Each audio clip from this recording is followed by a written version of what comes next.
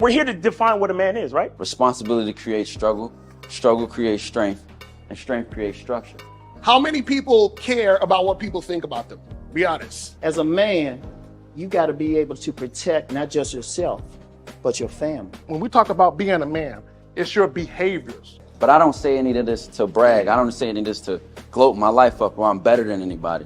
I start crying. I'm like, why am I crying? And so what I realized was, you put yourself in a target-rich environment. You are the only woman that paid for a ticket to come to this event. if you're trying to teach your daughter to be around a certain man and you're not that man yourself, she gonna choose you. Hey, let me not touch this nigga. He too clean. Where is that on you? It's not on me. It's not on you. The only reason why it's not on you is because you didn't choose it. Find the women who can actually help you build. And here's some deep game for you. You don't have to have sex with all of them. Since 2016, I've been following Lucario and Miles. Y'all changed my life. Followed by Uncle Ram. So ever since then, I've been getting a little bit of too much ass at times. You know, as a man, there's a balance to it. Your purpose and pussy. And the heavier your purpose. Even if you lose the relationship, you don't lose yourself. And that's the most important part.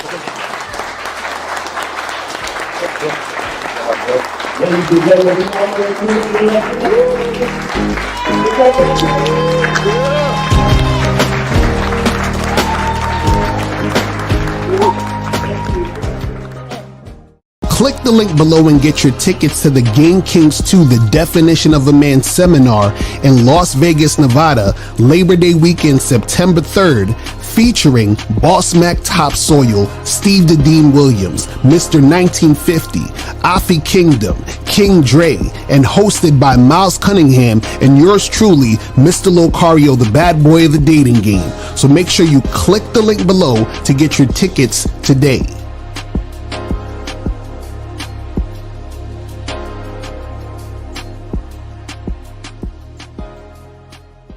Still ain't getting women? Really? Come on, son. You need to go to badboymembership.com and step up your game. What's up, y'all? It's your boy, Mr. Locario, the bad boy of the dating game, and I'm telling you that if you really want to attract beautiful women, you need to go to badboymembership.com. This is where you get 45 through 90-minute step-by-step dating advice tutorials every month. Just sign up, follow the advice, and you'll get the women you want. Go to badboymembership.com. That's badboymembership.com. It's your boy, Mr. Locario, the bad boy of the dating game, and I want to tell you about my documentary, Game Kings, The Definition of Game, starring myself, the Boss Mac Topsoil, Rosebud, Ron Wills, Miles Cunningham, and much more. In this documentary, you're going to learn about confidence, manhood, attracting women, and the definition of the game. To get this documentary, go to MrLocario.com.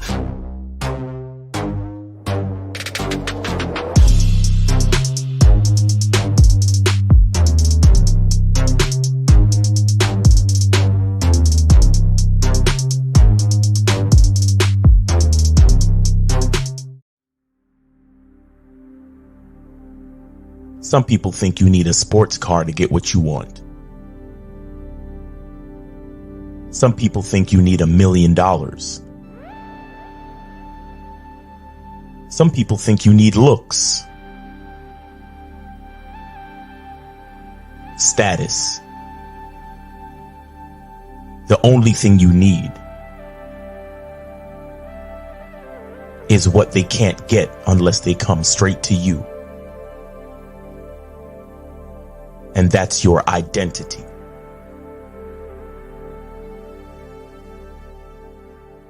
Join the Masculine Identity membership today.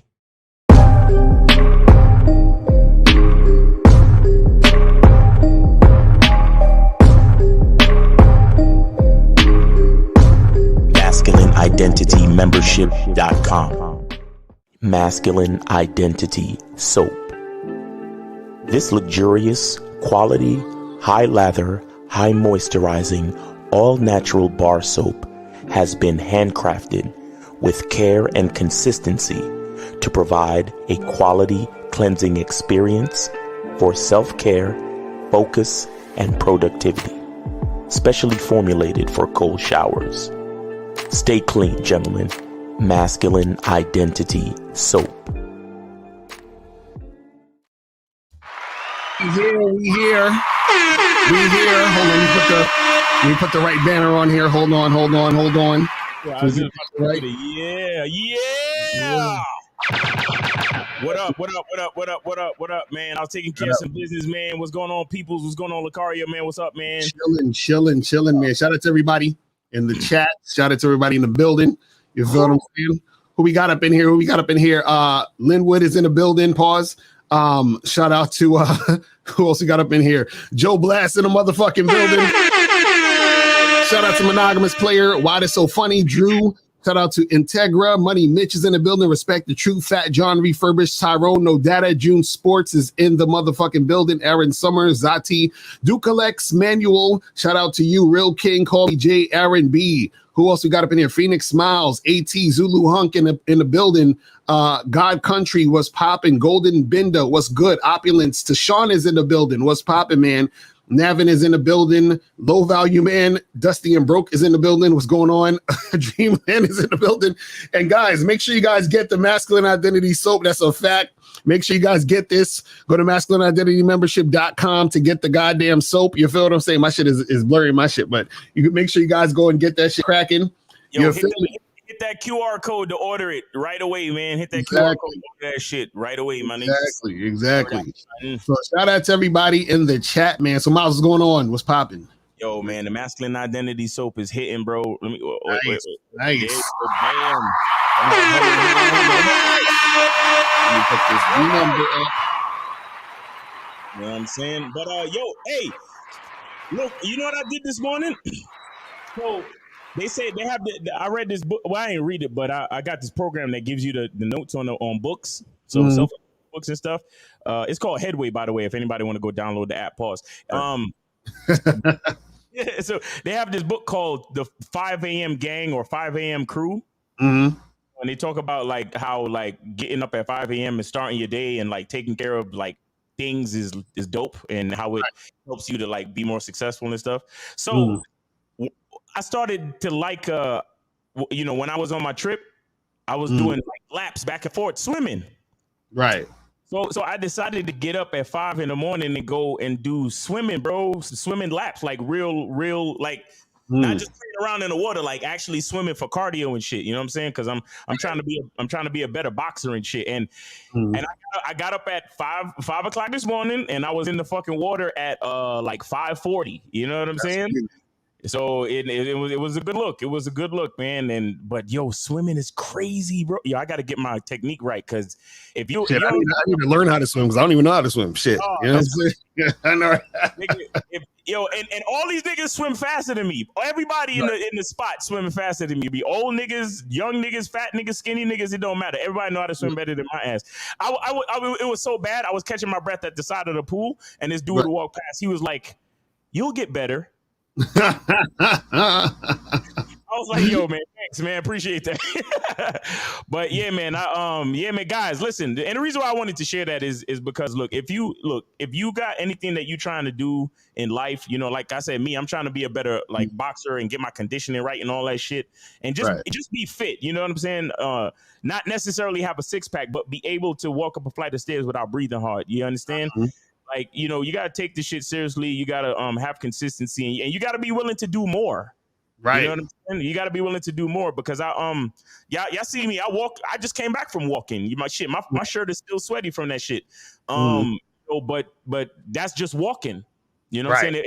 If I'm really trying to be a good boxer, like I got to be doing something that really hits that cardio. You know what I'm saying? So the thing is that, there's a quote that says, you can't want more from yourself and not be willing to do more for yourself. You understand what I'm saying? Joe Blast said, damn, Lucario, no driving, no swimming. Can you ride a bike, brother? Nah, I can ride a bike, though. I can ride a bike. I ain't gonna ride. I can ride a bike. But yeah. Hey, full disclosure, I have never seen Lucario actually ride a bike. So but I can do it, though. I can do that shit. I can't skate either, so I can't do ice skating, regular skating, none of that shit. You feel what I'm saying? I lived a very closed off, sheltered life. You feel what I'm saying? Like I'm like a sheltered, like how rich people is sheltered from like the real world. I was like that, but I was just poor. You feel what I'm saying? Like I was a poor Shelton nigga. So that's my fucking experience. But you know, then I had to go out here and try to holler at these bitches. But anyway, so this is the thing, guys. Today we're gonna be talking about how Shaq says he messed up his relationships with two perfect women. but moreover, this show is more so just to highlight or for people to understand this idea that there is a such thing as a perfect woman. You feel what I'm saying? He's like, you gotta see the bicycle receipts. That's a fact. Like there,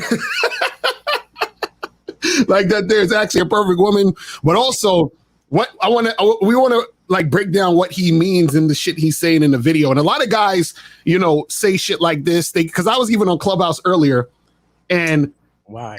I know. I don't even know why. I love torturing myself with some shit. But I was in this room where they was talking about some dude who I guess was getting married or some shit. Right. And then he wrote to one of his exes saying, "Oh, you were a really good woman and you shaped my life," and all this other stupid shit. And see, the thing is, guys, you got to understand.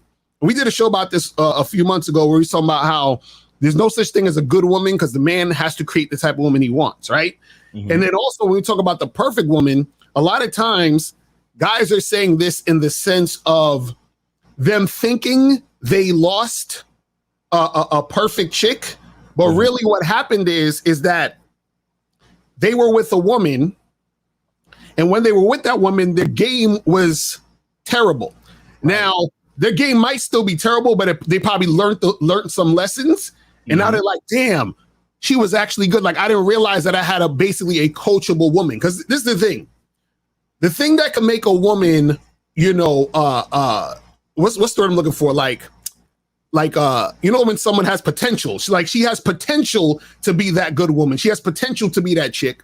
Right. Is the fact that she's coachable. Is the fact that she's willing to listen. She's willing to go along with your shit. So what happens is a lot of guys realize, like, damn, I had a woman who probably would have been cool with going along with my shit, but I didn't have my shit together. I didn't have nothing. I didn't have no leadership skills. Right. So I fucked it up because I didn't know what the fuck I was doing. Right. You see what I'm saying? But that's what happened. But Miles, what's your thoughts on that before I show the video and shit? Well, again, you know, like we say, there's no such thing as a perfect woman. There's no such thing as a good woman. She only becomes a good woman. I mean, there's no such thing as perfection in general, right? But she only becomes a good woman when you have a strong program, right? When you have a tight program, when you are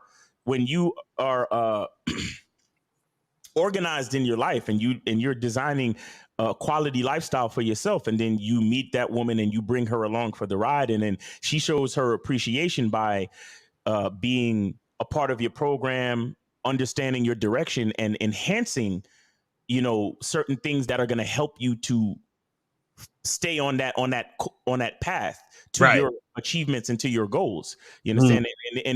And when she fully understands that, and she's helping you and she's nurturing you and she's enhancing and she's being an asset to you, that's when she becomes a good woman, but not before then. So the reason why this stood out to me was Shaq was talking about I lost two perfect women, and I'm like, nigga, stop.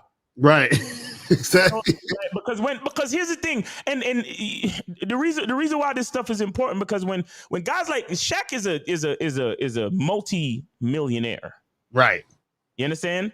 And I want to say something too, guys. I need y'all to understand that a person who has $2 million is not a multi-millionaire. Multi refers to the digits. We must understand this. A lot of people don't understand that. When somebody say, "Oh, I'm a multi-millionaire," what they're talking about is digits.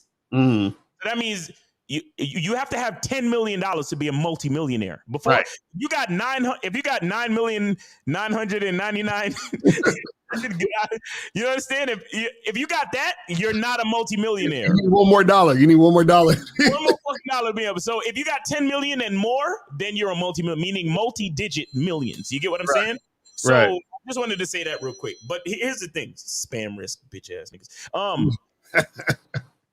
When guys like Shaq say shit like this, you got to remember, Shaq is a basketball player. Shaq is a personality. Shaq been on TV. Shaq is everywhere. Shaq is huge. Literally. So when he says things, it's so easy for him to influence young men and influence men in general. And I'm like, bro, I can't have men running around thinking that women are perfect no matter what happens. I just can't have it. And then there's something else that I want to say real quick. I know it don't have nothing to do with the topic per se, but there's this fucking female called Malika Andrews or Malika Andrews. And she's a part of the sports world. She works for like ESPN and she reports on basketball. And she has a tendency to try to associate young black male players with some court case from back in their past. Right. Understand? And she be accusing niggas of sexual harassment and all this other shit. You understand what I'm saying? And she's just like, nobody will check her. Right. Like she's a young, beautiful, she's a good looking woman. You understand? But during this weekend, it was an NBA draft, and there was this kid that was drafted, I think number 2, some young black kid. And she brought up some shit. She was talking to the other correspondent dude and was like, I don't know the kid's name, Malik Jackson or something. She was like, Malik Jackson's name was mentioned in a federal court case for murder. And what factors do you think this plays on his draft abilities and blah, blah, blah. And it's like, his name was only mentioned. He never got charged. Went to court or anything like that. His name was only mentioned in the court case, but she just needed to bring it up. Right. To mention the fact that his name was mentioned in some court case that had to do with some murder. Right? And she done it before to other niggas. Brandon Miller is the kid's name, I think. And she's done it to other niggas. And she tried to fucking disrespect Stephen A. Smith on his own show. So the reason why I bring this up is that we have a fucking generation of men that are afraid to fucking check bitches, bro. Exactly. That's a fact. That's a fact. That's real shit. You understand? We have a generation of men that are afraid to look a bitch in her face on national TV and say, yo, what is your fucking problem? Why do you keep doing this? Or, I mean, shit. We can suspend Ja Morant for holding a toy gun or what looked like a gun. You understand? For 25 games. Nobody could tell this bitch, hey, stop bringing up erroneous information for no fucking reason when it comes to these young black athletes. Right. Nobody could fucking check her and suspend her for a couple of shows and be like, look, stop doing that shit, bitch. You see what I'm saying? The other day, Ime Udoka got fucked up for cheating. Nia Long got dragged through the mud. Ime Udoka got dragged through the mud. But the name of the female who he consensually had sex with was never mentioned. Right. And what I'm saying is, I'm not blaming the female. Don't think I'm blaming. What I'm saying is, we're in a society of men who are afraid to check bitches. Right. Exactly. That's a fact. And this is how it starts, because niggas are afraid to women are the sugar and spice and everything nice. So you afraid to say, bro, I want you to know that when we say the responsibility is on the man, the responsibility is on the fucking man to even check bitches when it's time. Facts. Real shit. Because bitches gonna do what the fuck they gonna do. This Malika Andrews bitch, she gonna keep doing this shit. But until a man looks at her in the face on national television and says, Malika Andrews, what is your fucking purpose for always bringing up this type of information when niggas is getting they due? What's wrong with you? Somebody has the balls to do that shit, she's not gonna change. And again, it's because she's allowed the space to do it, why she continues to do it. And who is providing the space for her to do it? Men. Exactly. She is a sports correspondent and an analytics person. She is a guest in the house of men. The NBA is dominated by men. It's a sport played by men. The teams are owned by men. All of the coaches are men. And every time you get a chance, you want to throw dirt and try to embarrass a young black athlete for no fucking reason. And nobody's saying nothing to this bitch. Right. Nobody. Exactly. Shit is weird, bro. Exactly. It's terrible. It's like, you know, because these niggas, they scared. You know what I'm saying? They're scared of getting canceled and shit. You know what I'm saying? So that's why they don't say shit. But also, you gotta understand, a lot of these motherfuckers, see, there's only a small amount of men. Because you have the women, then you have the bitch ass niggas, and then you got the men. This is basically what it is. So that's really what's going on. But let's pull up this video real quick. Let's pull up this video. So it's a short video, but it's a lot. It's like a minute and a half or a minute and like a few 18 seconds. But I'm gonna play it. I'm gonna stop it in between joints because there's a lot that's being said here that we can talk about. This is so short. Play it through one time. Right, and then we'll bring it back. Yeah, pull it back. Right. Okay, cool. Let's do that. Hold on. Let me redo this thing real quick. We get there we go. Hold on. Let me pull this joint out your face. Pause. Everything is gay, bro. Everything is gay. All right. So let's play it one time through. Yo. And I messed it up. Okay. My first one was my baby mother, Ornetta. Wow. And then I met Shawnee. Shawnee was also a perfect one, and I messed it up. Really? Yeah, I was, we were all young, and I was just doing dumb stuff. But, the good thing about our relationship is that they forgave me, and we have a good relationship now. But when you ask me about the perfect women, I had 2 perfect women, and I messed it up just by, being dumb. I tell my sons all the time, a man has 3 jobs when it comes to a woman: protect, provide, and love. Mm-hmm. Some men can only offer 2 for whatever reason. Right. But I'm going to teach you how to offer all 3. Right. And that's what I try to do. And even though I don't have a relationship with the women that I let get away, I will always PP up, protect, provide, whatever they need, they get it from me. Shawnee's married. I'm happy for her. I hope this gentleman treats her the way she's supposed to be treated. And I'm going to still love her. And she's still my wife. I will always protect, provide, and love for her, married or not. Because she gave me something. How does that change, though? Because once you add someone else to the equation, is that a conversation you have first? No, it's just how I was raised. Right. You protect, you provide, and you love your woman. All right. That's the video right there. You know what I'm saying? And there's a lot in there that I'm like, nah, bro. What are we talking about? And mind you, this nigga's y'all niggas talking all that, money, looks, and status. This nigga's a multi-millionaire, like I said. Mm-hmm. And he's over here fucking getting all mushy and heartfelt over some bitches that he lost. Mm-hmm. Like, bro, you see, it's about that mindset, man. It ain't about the money. We keep telling y'all niggas, man. Right. And it's really just the fact of, see, like when niggas say, oh, she was the one who got away and all that other dumb shit.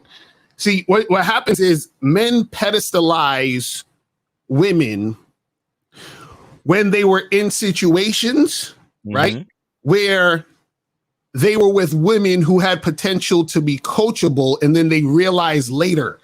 Because, what happens is, see, the other day, there was a picture of Shaq with who? With Brittany Renner, right? Mm-hmm. And so Shaq is going to mostly meet women who are the Brittany Renner types. Right. In general, because he's Shaq. Right. You understand? So now, in relation to those women, the Brittany Renner types, he's like, shit. I actually had a chick who kind of gave a fuck about me. I actually had a chick who actually listened to me, and it's over. You see?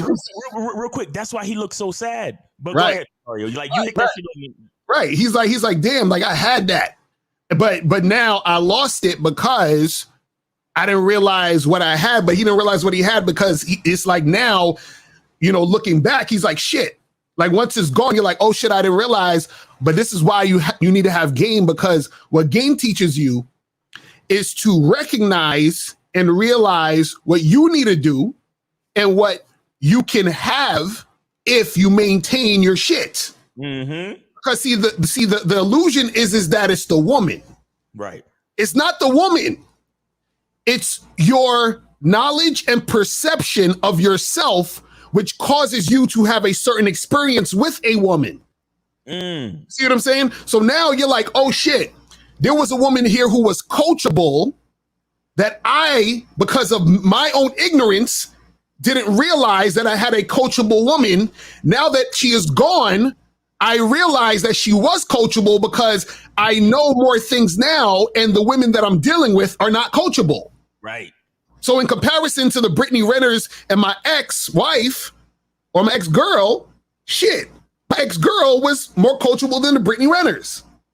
You see what I'm saying? But it's too late now.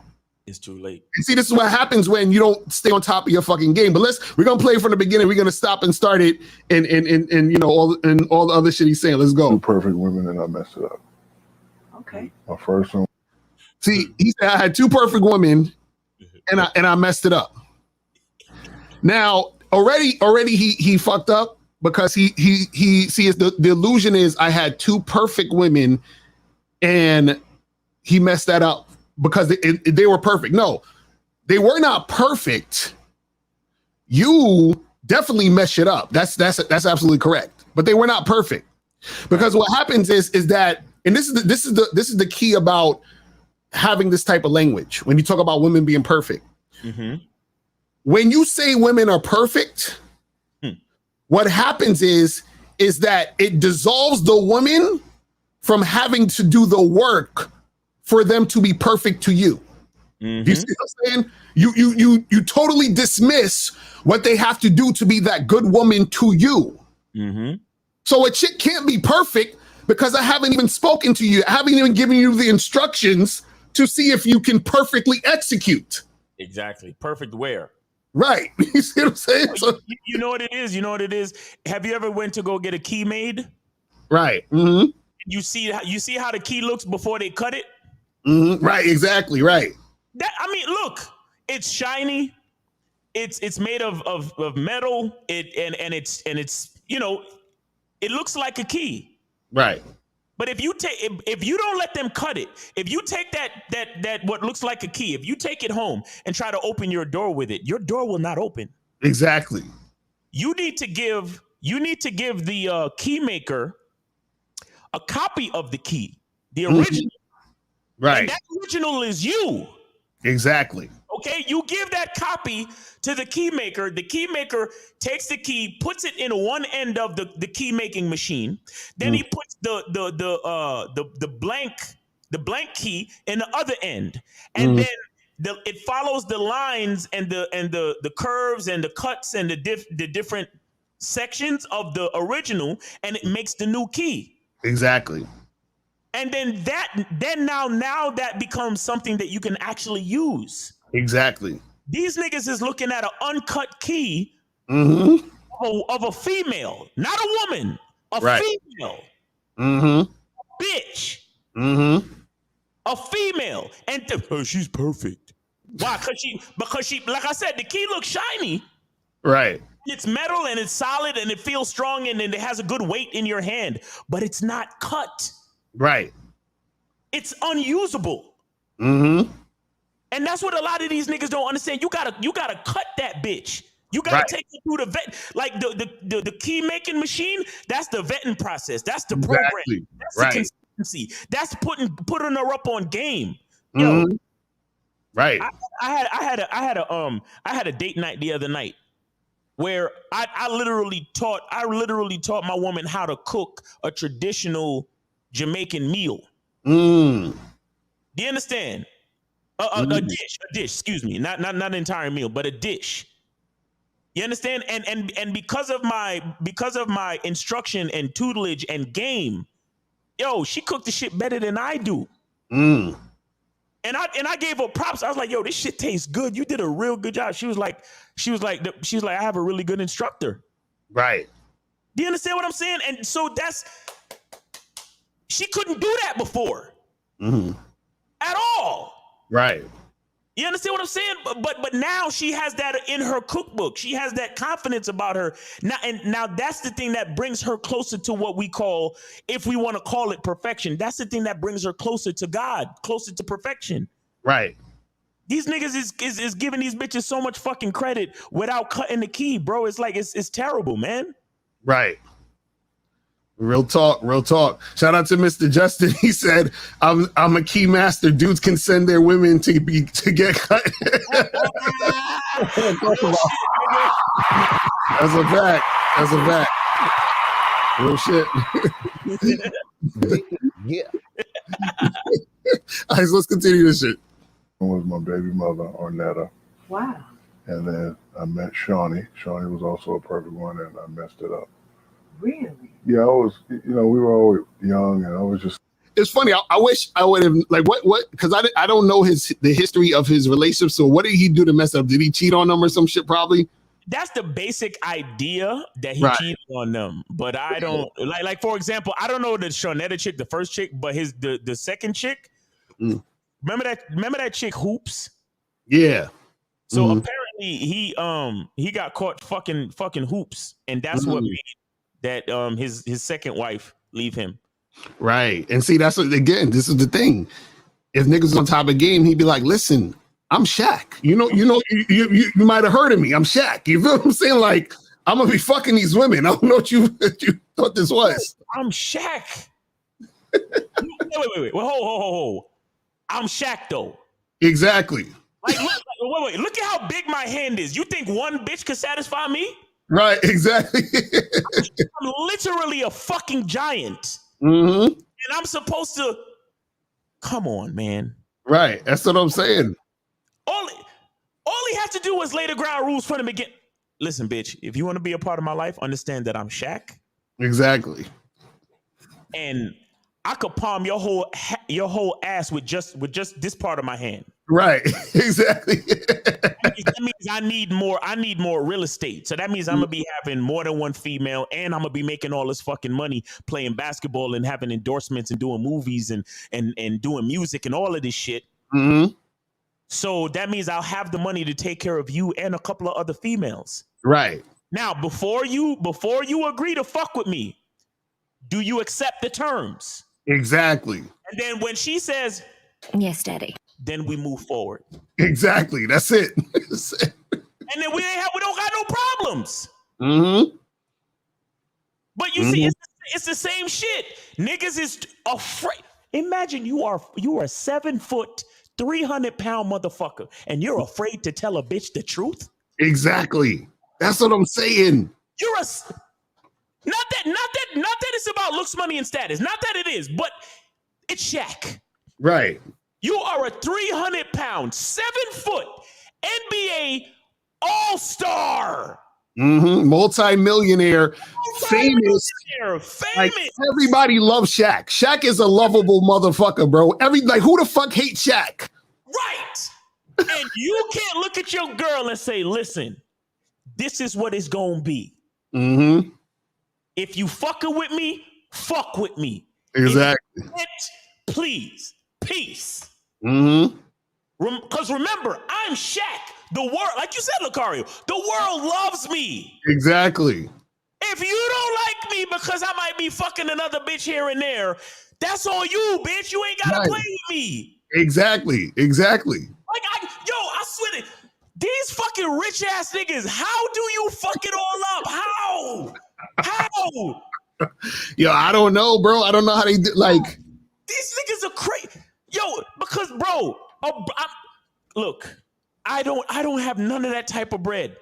Any woman that I deal with knows what the deal is. They fuck with me if they fucking with me. That's all it is. It's crazy. I don't have millions of dollars. I'm definitely not 7 foot. Right. I really don't have what it takes to play in the NBA. Right. But I got chicks who know the deal and they fuck with me. How? It's crazy. Like, I'm like, look, man, like, my chick would have been on some, hey, do you need me to help you get these women? What type of chicks you like? You feel what I'm saying? Like she would be texting me pictures of shorties. Like, y'all met this girl at the mall today, and she looked like your type. You know what I'm saying? Like what are we talking about here, man? Like your type, I'm gonna take her to the clinic, get her tested real quick, and I'm gonna see if she's free for dinner this weekend, and we could all go out and have a good time. Right, exactly. Why is that so hard? And why is that so hard to believe that a woman could be down for that, bro? Exactly. Like, who are these niggas?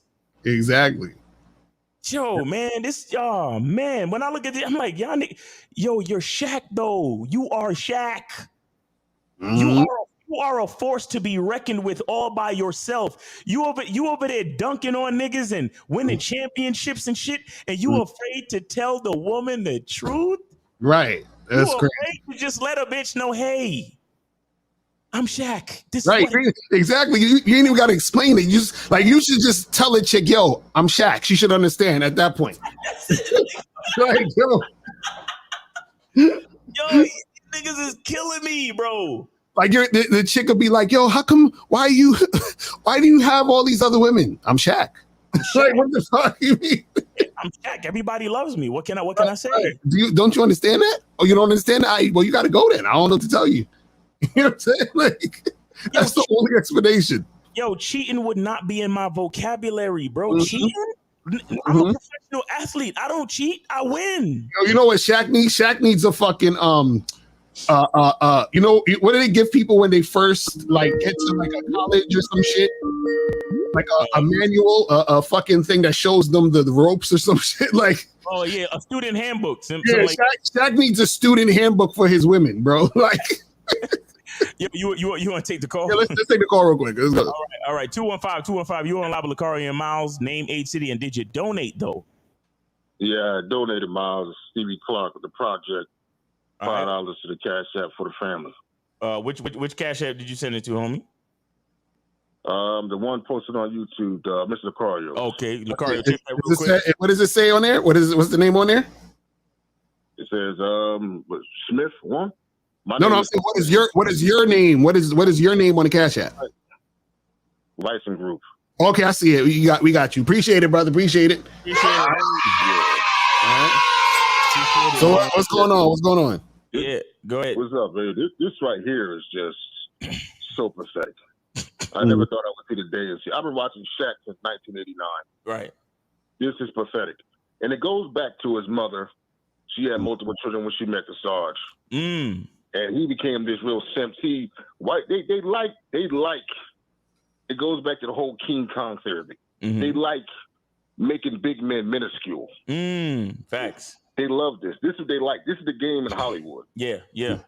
Now, you talking about Shawnee, she's married to a pastor now. A whole other man that's not in your house under your instructions. How the fuck you gonna say she's still my wife? That nigga punching dick in her every night. How the fuck is that your wife, nigga? Right. Right. You out here giving her money and shit. When she leaves the house, she left my protection, she's gone. She's done, yeah. It's over. Right, exactly. That's what I was about to say too. That's a fact. Bro. Real shit. This is sad, man. I'm telling you. But I seen him out there tricking off. He was with, what was homegirl named Hoops from remember that girl Hoops back in the day? Yeah. Then when Brittany ran her, he been a big trick. That's why Kobe, God bless him, exposed him back in the day. That was some bitch ass shit Kobe did, but he exposed him back in the day. You know what I'm saying? So Shaq been a trick, man. Same thing with Zion. These big goofy ass niggas. They never got no pussy in high school. Game goofy ass niggas, bro. And I'm gonna land my plane right there, brothers. All right, bro. Thank you for calling in, man. That was heavy game, bro. Appreciate it. Yes, sir. Appreciate it. All right. Yeah. All right. So let's continue this shit real quick. Just doing dumb stuff, but the good thing about our relationship is that they forgave me, and we have a good relationship now. But when you ask me about the perfect woman, I had 2 perfect women, and I messed it up just by being dumb. I tell my sons all the time, a man has 3 jobs when it comes to a woman: protect, provide, and love. No. A man has 1 job. He has to lead. That's it. Everything comes under leadership, bro. Like all this protect, provide, love. And you know what's the funny part? The funny part is this, man. Like I kind of, and it might sound crazy, but you remember the clip of Fences where Denzel is telling his son, like, I don't gotta like you. You know what I'm saying? Like, right. Like, I don't even really think you gotta love a chick. You just have to make sure that when a chick is with you, like, it's cool if you love her, but you gotta lead her. You gotta guide her. That's the point. Or don't fuck with her. You know what I'm saying? Like, all of, and a lot of times protecting and providing, a lot of dudes, they look at that as having money. They look at it as money only or mainly money. And when you look at protecting and providing as mainly money, what happens is that again right there is a trick mentality anyway, but it's more like you're a servant than actually protecting and providing. Because protecting and providing means it's again under the leadership, which means that you have to provide her guidance, you have to provide her instruction so that you can upgrade her mind. You understand? And so, and when it comes to protection, yes, there's physical protection and all that other stuff. But what it is that you're protecting this woman, meaning that you're taking her under your wing so that you can give her a better fucking life. You see what I'm saying? That's what Miles, you want to say something? Huh? Yeah, I wanted to say, every time he says, I had the perfect women and I messed it up. See, the thing is that you didn't really get a chance to actually make them perfect, because number one, if they were perfect, they would all still be with you. Right. And when I say the perfect woman, meaning if they were the perfect women for Shaq, they would still be on his team supporting his direction, right? Exactly. But we have to understand that he didn't give them a chance to even be perfect, because based on what happened, he didn't get a chance to implement real game. Right. You understand? And look, see. We're not really getting at him for his mistakes. Maybe he see, the thing is that he didn't have game back then, so he messed up or whatever. He made mistakes and he lost to women. Fine. We're not coming at Shaq for losing to women. Don't get it twisted. We're looking at him for his mindset right now, for the fact that he believes that they were perfect. The bottom line that we're trying to get you guys to understand is that, number one, no woman is perfect. No person is perfect, right? That's number one. But what I'm saying is, if you're going to give a woman a chance to be perfect, you have to put the guidelines and see how she adheres to those guidelines for her to even start to be perfect. Exactly. You understand? So that's what I'm saying. If those women were actually perfect, then two things would have happened. Shaq would have put them on game and let them know, hey, this is the truth about who I am as a man. And then the woman would have said, okay, I agree to those guidelines. Then Shaq would have been consistent with his leadership, with how the dynamics of the relationship, and those women would still be with him today. Right. I mean, sometimes people grow apart and all that other shit, but all things staying equal, those women would still be with him today. Right. You get what I'm saying?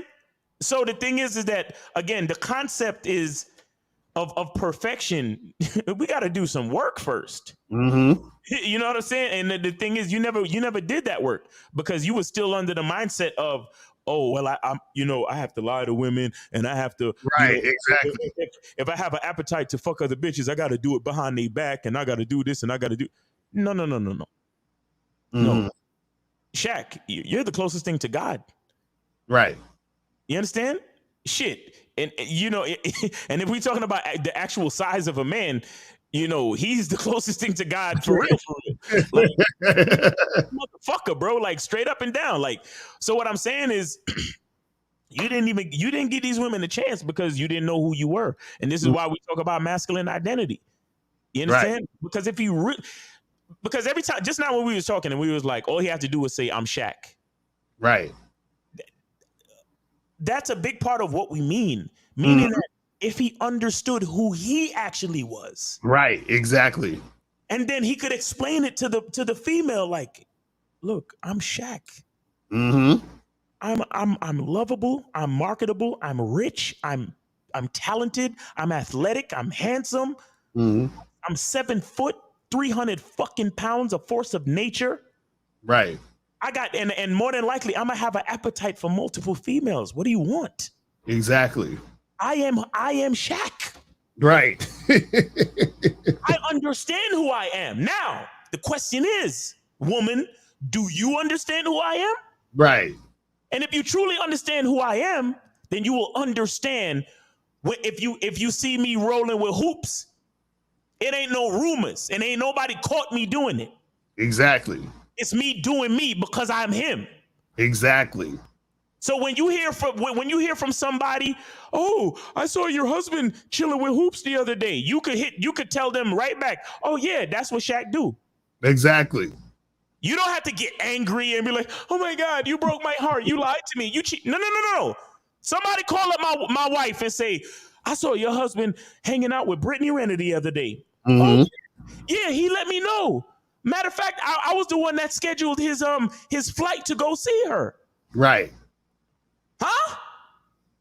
Mm-hmm. Like this is what we're talking about. Guys, when you have a masculine identity, you know who you are. You find the women that are compatible with you. Right. So you know who you are, and you know deep down you ain't monogamous. You ain't one of these niggas that's trying to be just with one woman for the rest of your life. But you the type of woman that knows how to manage multiple situations. And you know how to do your thing and still have healthy, decent relationships and relationship dynamics. If that's who you are, then you explain that to the woman, and if she's with it, she's with it.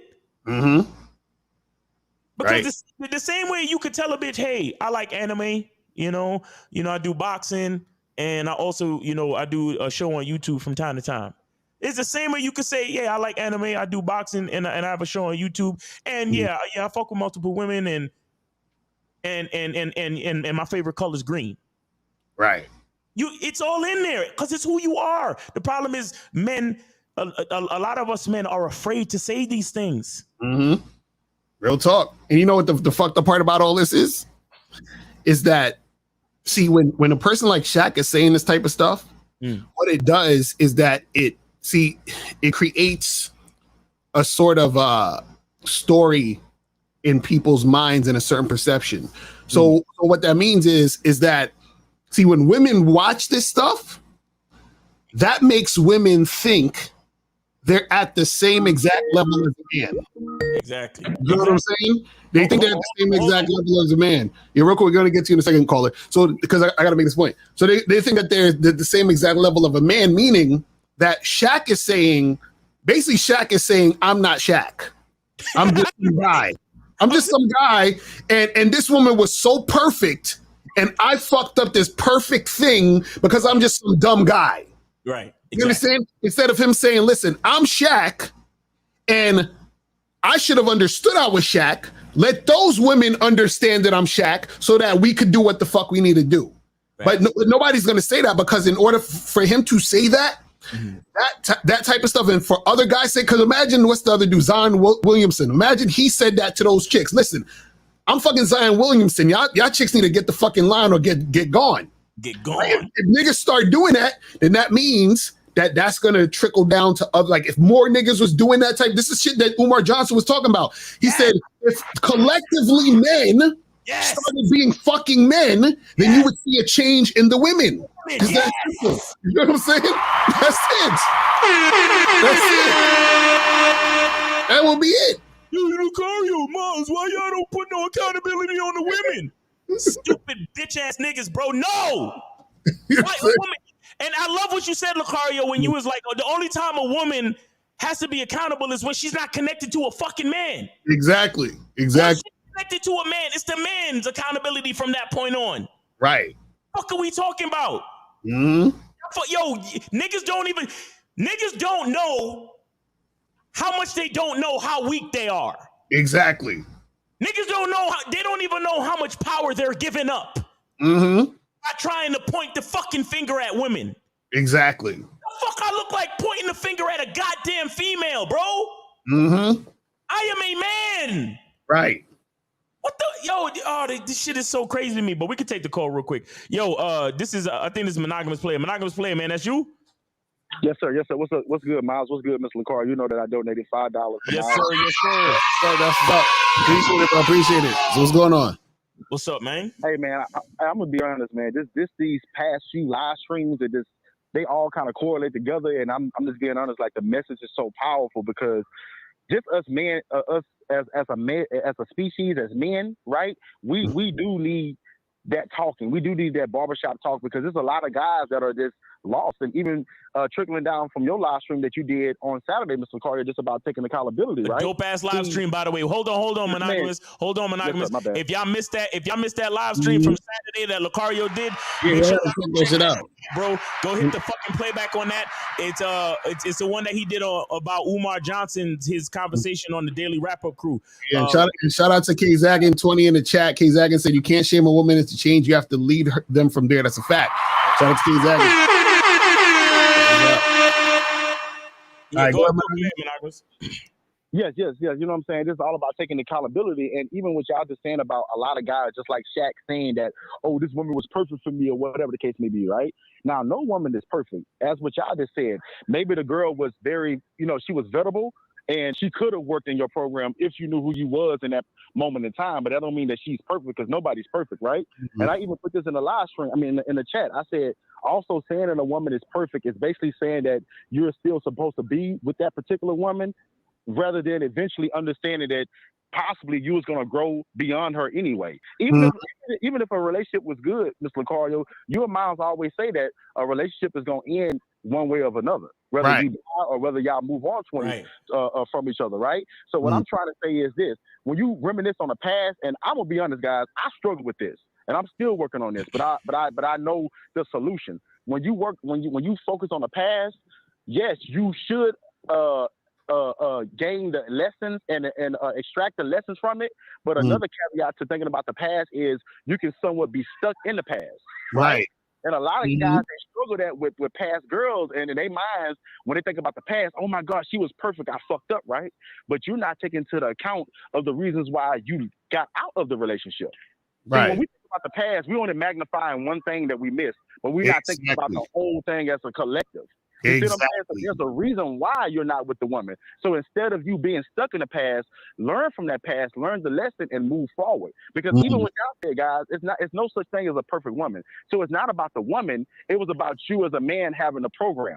You see what I'm saying? And maybe at 25 years old, maybe your program wasn't as strong as your program now at 35 years old. So the set of women that come in your life now, they your program is going to benefit them because you are a beneficial human being. You see what I'm saying? Versus back then you was doing whatever you was doing. So what I'm trying to say is, guys, when you focus on the past, only extract the lessons from it, but don't be stuck in it as if, oh man, this woman was perfect or that woman was perfect and stuff like that. Because even if you didn't cheat on her, right, or none of that happens, that don't mean that y'all still was supposed to be together. You see what I'm saying? So all I'm trying to say is just focus on the lessons. I feel like maybe Shaq, I don't know if he's focused on the lessons or not, but he could be a guy that's still stuck in the past. You see what I'm saying? And just because you're stuck in the past, that don't mean nothing, bro. Those women, Shani has already moved on. She's married to that pastor guy. Shaq is still Shaq. There's so many women that's before him. You see what I'm saying? Or that's in front of him that he can go through. But you as a guy, you just have to have that mindset. So all I'm trying to say is, guys, don't be stuck in the past with these women. These women are supposed to go. They're not in your life no more. Trust me. If you try to go back to it, all of us, Mr. Lucario, this is the last thing I'm going to say. If we all try to go back to our first crush, right now, we will realize that it's not the same. Exactly. I'm a completely different person than what I was at 15 versus me at 32. You see what I'm saying? So a lot of the women from my past, right, that I might have messed up with or whatever, I don't even see them the same. I'm not even attracted to them like that no more. You see what I'm saying? You know why? Because I only grasped the lesson and I'm not stuck in the past. You see what I'm saying? Because we all change. But that's all I want to say, guys. Thank you so much for this topic. And thank you so much, Mr. Lucario, because as men, we got to take accountability. And you said something really, Umar said it, but you said it too. If we all took accountability, there would be no Pookie and Ray Rays. That's all I want to say. Thank you for that. That's real shit. Real shit. That's some real shit. That's some real fucking shit, man. But let's continue this video real quick. Some men can only offer two for whatever reason. Right. But I'm going to teach you how to offer all three. Right. And that's what I try to do. And even though I don't have a relationship with the women that I let get away, I will always PP up, protect, provide whatever they need, they get it from me. Shawnee's married. I'm happy for her. I hope this gentleman treats her the way she's supposed to be treated. And I'm going to still love her. And she's still my wife. I will always protect, provide, and love for her, married or not. Because Yo, you see how he sound like he kind of like sad about this shit though, don't he? Like he Like he really sound like, God damn, you know what I'm saying? He's like, yo, she's always my wife. I'm gonna provide and protect and do all this other stuff. Now, see, this is the thing. I don't think it's a bad thing to be cool with your ex and be like, okay, well, you know, or cool with a chick you've been cool with before, or you fuck with before, or whatever. And like, you know, if I see you, and we could, you know, chop it up and, you know what I'm saying, see how we doing. And if you actually got into dire situations and you needed my help, I'll still help you out. That's cool. But besides that, though, where he's talking about this whole, you know, you still my wife. Nope, you're not still my wife. And therefore, because you're not my wife, you do not get the fucking thing that comes with being my wife. Exactly. You know what I'm saying? It's done. That shit is a wrap, bro. Because see, there's a cost to get what you get from a man. This is what women need to understand. And this is the problem with a lot of guys. This is why so many women fucking like they don't respect niggas, because men, or I should say males, but this is what guys will do. They'll give women for free what women have to earn. So when you give women for free what they have to earn, they have no respect for it because they didn't earn it. Right. And so therefore, it means it's meaningless. Exactly. So why would I give you wife and, you know, husband energy when you're not my wife? Because it means nothing when I'm your husband. You know what I'm saying? Meaning that you got to actually work your way up to being wife in order to get the wife shit. And then if you are no longer wife, then you no longer, that's like a fucking job saying, well, you fired you or you quit, but we going to still give you a paycheck every 2 weeks for the rest of your life. Like, what are we talking about here? You see what I'm saying? Like, that don't make no sense. See, in relationships, there has to be a transaction. See, people hate to say relationships are transactional, but relationships are fucking transactional. Listen, the relationship that we're having right now with you guys is transactional. Y'all are watching us because we're giving y'all information, and we're giving this information because you're giving back to us. If this relationship wasn't transactional, this literal situation right now of y'all watching us and us giving this information would not be happening. You see what I'm saying? So the thing is, the problem is, and this is what happens. When you don't realize that it's transactional, what happens is that sometimes you sacrifice yourself in hopes of getting what you want. So what happens is, and this is, you know, and I'm using Shaq as an example, and a lot of people do this. So what Shaq is saying, he's like, well, you're still my wife. I'm going to still do all these things for you. Right. The reason why he's doing that is because he has hopes that by doing that, he'll get what he wants, which is the love and affection from those women, or something that's reciprocated. So he still wants the transaction, but he's hoping he gets the transaction. But in this dynamic, he's not getting anything back. He's just giving in hopes of getting. And that's what a lot of guys do when it comes to dating. They give in hopes to get. Let me take her out on 3 dates. I hope she fucks me. Let me speak to her on the phone. I hope she, you understand what I'm saying, wants to see me. Let me do all this other extra. Let me go above and beyond. I hope that she reciprocates. Nonsense. See, if your situation is not transactional, right, you or the other person is getting taken advantage of. That's just how it is. You know what I'm saying? It's crazy. Because let me tell you something, a relationship is it's how you relate. It's a two-way street. There has to be benefit for both parties in some form or fashion, and that's where the transaction comes in. It has to be. But see, I think that there's something deeper with this whole thing with Shaq, bro.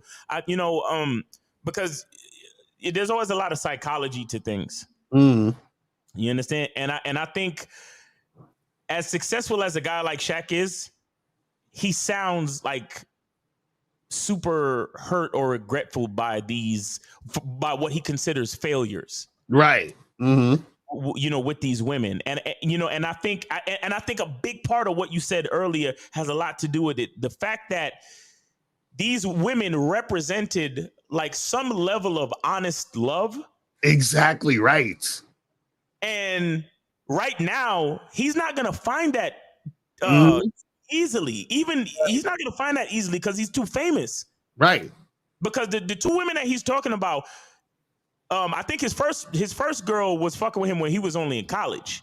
Right. If I'm not mistaken, I don't really know all the details and shit. And I think like the Shawnee chick, he didn't really get with her until like right when he just got into the NBA or whatever. You understand what I'm saying? And then another thing too is when you have a man like him who is looking at his situation and seeing like being remorseful about his failure in what he thought might have been something that he considered to be honest or real love. It makes me question the love he has for himself. You understand? Because why are you still trying to provide for this woman if she's done moved on and all this type of shit? Why do you still feel the need to, it's kind of like you're putting yourself through some type of punishment or some type of, contrite discomfort or obligation to kind of beat yourself up over the failure. You understand what I'm saying? And all I see is a man that's not focused on himself, even in a divorce or her with another dude. You're still focused on her, bro. You're still here calling these women perfect. You understand? And not realizing that, man, I didn't, instead of calling it perfect, you're supposed to realize I didn't give these women a chance to be perfect because I didn't know who I was. You know what I'm saying? Christina Good said they have kids together. So, you know what I'm saying? I take care of the kids, that's cool. But that don't mean that you're still my wife and you're gonna still get husband energy. It's not happening. You feel what I'm saying? It's not happening. You feel what I mean? She said he can't get a new woman to love him for him. Well, yeah, that's what we're saying. That's part of it. Yeah, that's a big part of it. And that happens with a lot of these guys is that they don't realize they're like, shit, now that and see, he could actually get a woman to do that, but he needs to have game. This is why we tell you guys, he would need to vet these women heavy, bro. Let me tell you something. Most of these guys, the love that is all right. Most of these rich dudes, right? It's hard for them to really love themselves. It's very, very hard. And I'm explaining to you why. You have to understand that pretty much all the love and friendship and treatment that they receive on a day-to-day basis has everything to do with their ability to benefit people. Exactly. So it's loving yourself at the core of yourself before you get to the fact that you can shoot a basketball or dunk or whatever it is until you, and this is why we try to fucking tell you guys how serious it is. The thing with Shaq is I'm not sure how much he truly loved himself when he was young. And then the fact that he's a 7-foot talented basketball player. Right. He transitioned from, let me figure out who I am to, oh shit, everybody's yelling my name and screaming for me. Exactly, right. So he never had the quiet place to sit and say, wow, what are some things that I really like about myself? Right. Who am I? Like, what the fuck am I about? Who is Shaquille O'Neal? Like, who is that? Hey, get to practice. You got another game. Oh shit, the cheerleaders and the bitches and shit, even the fucking principal is on your jock. Right. Imagine you go to school and the principal is running up on you like, hey Shaq, hope you have a great game today, and and you looking around like, and you're this and you're the, and think about the awkwardness too. Think about you're a 7-foot like monster compared to everybody else, and everybody is just showering you with this adoration, and it becomes unreal to a certain extent, my nigga, to the point where it's hard for you to even stop to look in the mirror and say, yo, who am I? Do I love myself? What's really going on with me in here? Because there's so much going on. So there's too much going on, and then the fact that he lost his father and all of these different type of things that might be that might be fucking with him mentally. You understand? And then there's there's there's something that the caller that spoke earlier, Dave Sparks Project or whatever his name was, where he was like, we love to diminish the giant. Right. Do you understand? Look, I don't know for sure, but a guy like Shaq, it can't be easy, bro. Mm-hmm. Because even in the game of basketball, like a pickup game of basketball, don't they foul the biggest nigga the hardest? Right, exactly. They always foul, like the big niggas, they smack the shit out of him. And when he called foul, they be like, suck it up. You a big ass nigga. Why you crying? You big. And I feel like he may have went through a lot of that type of shit in his lifetime where it's like, yo, bro, they had something called Hack-a-Shaq. Where was that? So because they knew he wasn't that good at shooting free throws, within the 4 minutes of the game, they would foul him to keep this team from scoring. Right. And I remember that shit. Hell yeah. Like they would bring in fresh players from the bench just to come in and foul this nigga. Mm-hmm. So what I'm saying is you have to consider the type of life that a nigga like this has lived, and you ask yourself, do you know who you are, bro? Like we're sitting here on the outside looking in, talking about, yo, you're Shaq. Right. All you have to do was tell those bitches, I'm Shaq. Right, but does Shaq know who Shaq is? You see what I'm saying? That's the thing. And that's what's up with a lot of these motherfuckers. The same thing with Will Smith. The same thing with Drake and niggas like that. Like all these niggas, they got so much fake love and praise and all this other shit. And it's like, look at Drake. Look at how he like. It seemed like he can't find no bitch to fucking, get with the program or whatever. Will Smith is with his chick and he's fucking doing all this crazy shit. Cause he said he thought that him being a movie star was going to get him love and all this other shit. So a lot of these niggas, they don't love themselves and they're caught in this magnification of these situations. Yes. And then when they deal with women, it's a fucking disaster because they don't know who they are. And then because they don't know who they are, they can't tell the woman how to be. You see what I'm saying? That's basically what it is. And this is why we say the game is about you. Because if you know who you are, then you can relay that to the woman so the woman knows how to be and to act in order to be in that structure that you build. Let me prove to you why this very well might be true. We just said it earlier. Everybody loves Shaq. Right. That's not realistic. Mm-hmm. Right. But let me tell you what is it? Hold on. 404. Hold on 1 second. All right, hold on 1 second. Put your phone on mute until we get to you. Hold on 1 second. What is realistic? And somebody put it in the chat. But think about this guy, this dude named Wilt Chamberlain. Mm-hmm. A lot of people hated Wilt Chamberlain. Right. Let me tell you one of the reasons why people hated Wilt Chamberlain. Wilt Chamberlain wasn't the type of nigga if you would have to guess who loved himself. Wilt Chamberlain would tell you he is the greatest athlete to ever to walk the earth. He's the most handsome. He bedded over 1,000 different women. Mm-hmm. Right. Because Wilt Chamberlain was honest about who he truly was. Right. Mm-hmm. And when you're truly honest about who you are, you become what they call polarizing. So that means some people are gonna really fuck with you, and some people are gonna hate your fucking guts. And truthfully, when you're honest about your identity, that's the way it's supposed to be. Right. Exactly. So, but what did we just say about Shaq? Oh, everybody loves Shaq. Mm-hmm. When you're that likable, something is wrong. That's a good point. That's a good fucking point. I'm serious. That's a good fucking point. That's why I be telling y'all niggas, when you get rejected by a bitch, don't take it personally. Not every bitch gonna like you. Mm-hmm. People not fucking with you is a part of the way it's supposed to be. Right.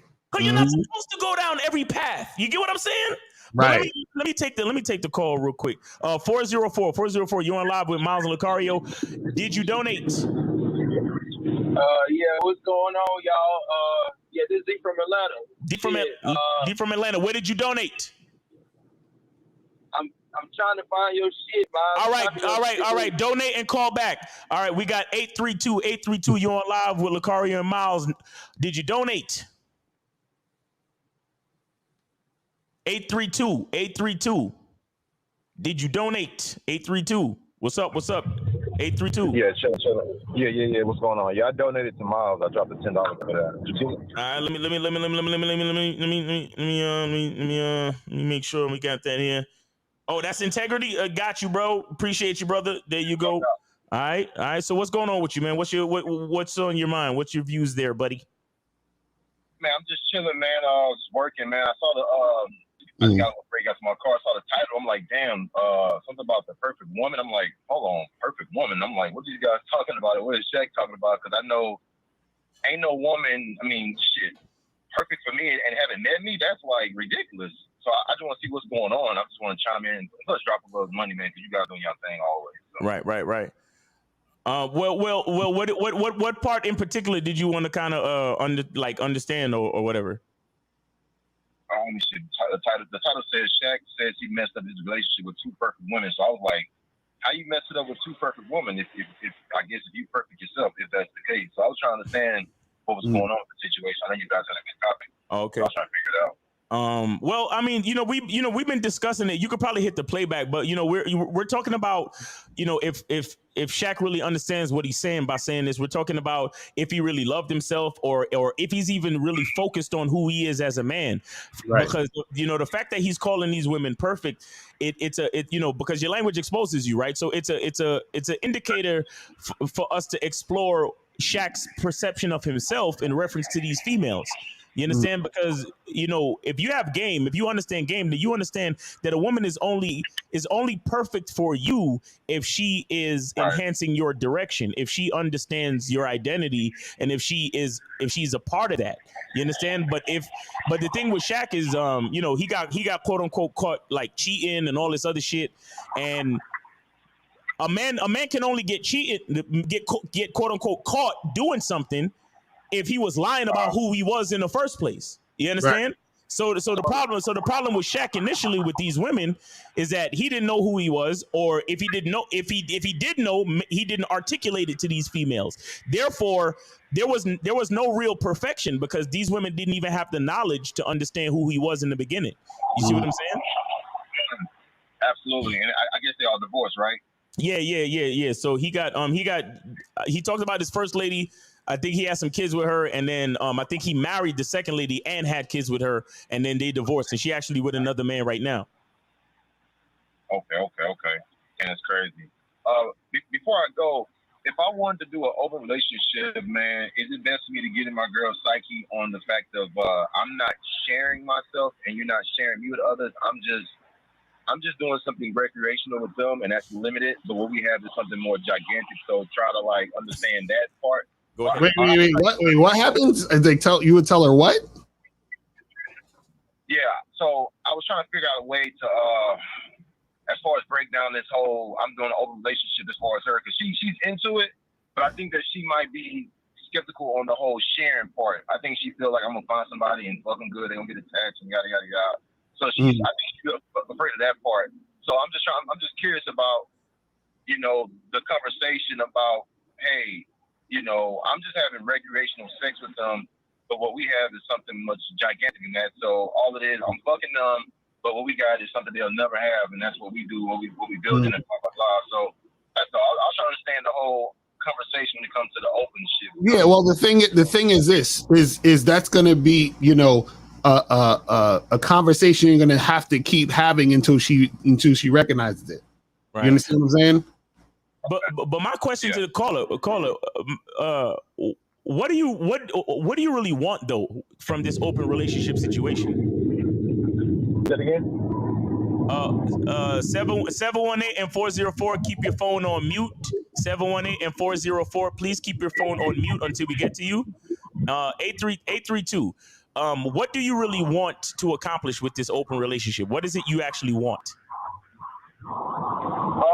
Truthfully, for the long term, I just really want to have a little space to kind of switch it up when I won't say get bored, but just down the road, maybe a couple of years down the road, I can just have a few little options to fuck around. So you want variety. You want variety in sex and companionship. I guess you can say that. Yeah, I Okay. guess you can say All that. right. Mainly just sex though, Miles. Just a hookup. You know, we talk for a second, get a drink, then go to the hotel and knock the pussy. and get out of there. That's Talking and getting drinks, that's companionship, sir. So listen. Okay. So here's what I want to understand. Like you are you okay with her having variety? I'm okay with it. But I feel like she has to have a conversation with me about it just a little bit, so I can understand how she's moving.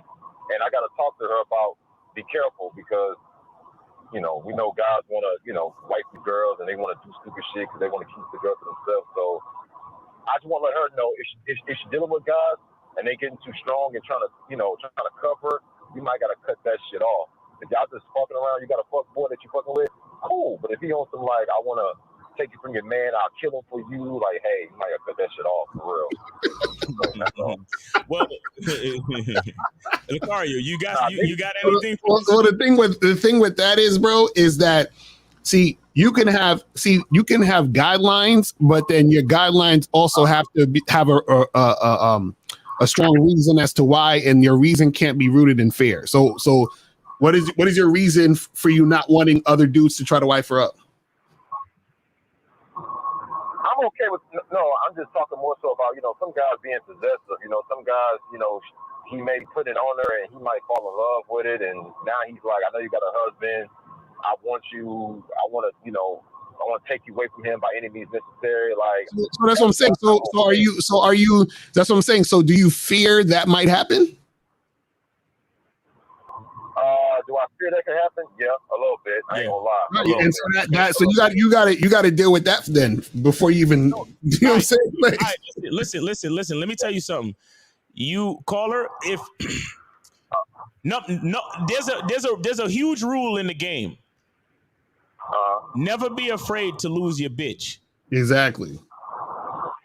Yeah. Now, that doesn't matter if you are in a monogamous relationship or you're in an open relationship. You can never be afraid to lose your bitch. So, you gotta just never be afraid to lose your bitch, nigga. I don't know what else to tell you. Like that's just the bottom line of the rule. Period. No matter what circumstance you're gonna come with, bro. It doesn't matter. If you are afraid to lose your bitch, you're already losing. You're done. Because also this is what you got to understand. If you say to your girl, "Hey, yeah, you can fuck with you gonna do your thing, but I want to make sure that these dudes don't get possessive and want to keep seeing you and take you. She's gonna. So the question is gonna be why. Now the answer to that question is going. Let me explain this to you. The answer to that question needs to be something that makes sense. That's not about fear. And usually what happens is that the answer to those questions 99.99999% of the time is rooted in fear. So once you see that it is rooted in fear, you basically ruined your relationship already. Facts. Because now she knows you're scared to lose her. Does that make sense? Yeah. Right. So if you say, well, I don't want you to, get with these guys because they might get possessed. So why do you care if they do that? Well, because, I don't like. So now she's going to see that you give a fuck like that. You know what I'm saying? Which is going to cause a rift between you and her. Yeah. You see what I'm saying? So you got to be prepared for all of that shit. Go ahead. Not to cut you off. Yeah, not to cut you off, Lucario. You know, sometimes these guys can be on some real creepy as far as it don't caller. Listen. Look, it could be the same way on the other end. You could get with a bitch that's super possessive and psychotic and crazy and want to fucking throw acid in your bitch face so she can have you to herself, huh? Yeah, but I gotta have enough game to recognize that. What we're trying to explain to you is that you gotta have enough game to be confident that you can adapt to whatever happens tomorrow. That's all it really is. Right. And also, too, you got it right. And also, too, you got to understand that, like I said, because, like, let's say you say to your girl, "Hey, listen, just text me or text one of your girlfriends to let them know where you're going to be at, so that I know you're safe." Right now, that makes sense because it has to do with safety. Right. It's not about fear of losing her. You see what I'm saying? You see the difference? So, but if you say, "Man, I'm scared of niggas gonna like you so much that he might want to take you might want to make you his girl," that's fear of losing her. Do you see what I'm saying? Because check this out. This is the thing. That fear of a dude getting with your girl and her wanting to get with him can happen anyway.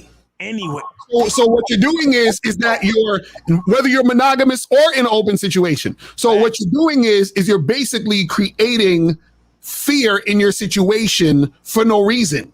Mm-hmm. You know what I'm saying? You're bringing shit up that is going to make her look at you different in the relationship. That's going to cause a rift between you and her. Because subconsciously, when you lead with fear, subconsciously what you're saying is that you have doubts about your own relationship. That's what you're really saying. Right.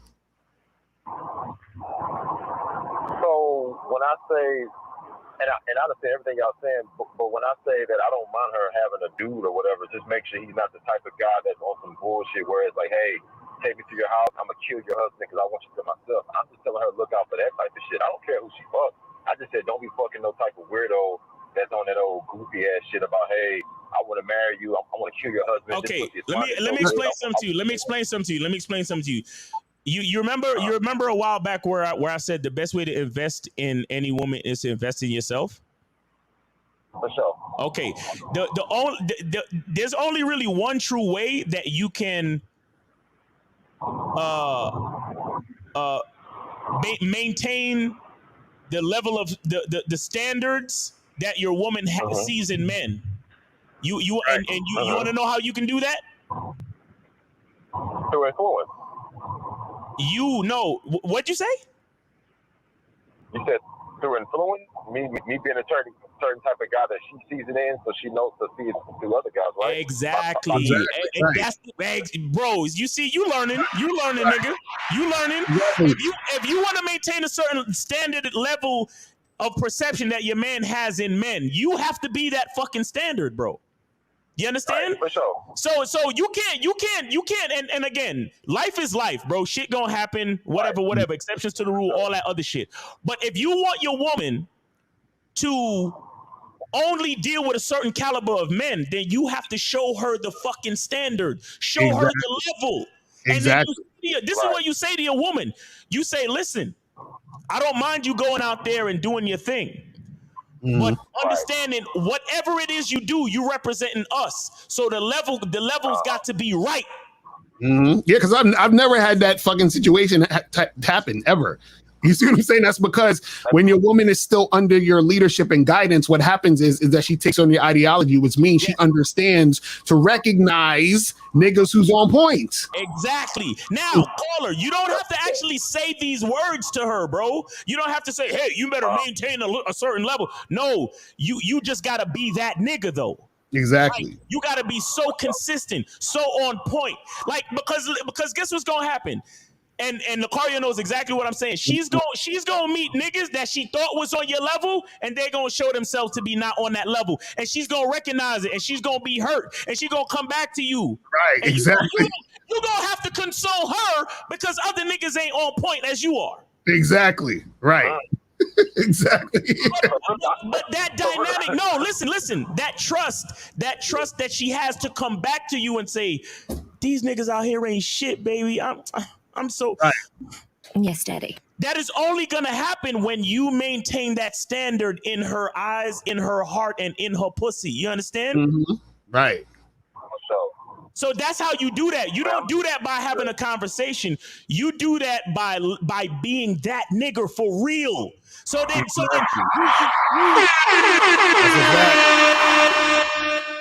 because think about it. What do all these niggas talk about? They talk about what? Hypergamy, right? Mm-hmm. Right. So if hypergamy is true, then why would if you're that nigga, why, and let's just say the relationship is open, why would she try to fuck with a nigga that's less than you? You understand? Exactly right.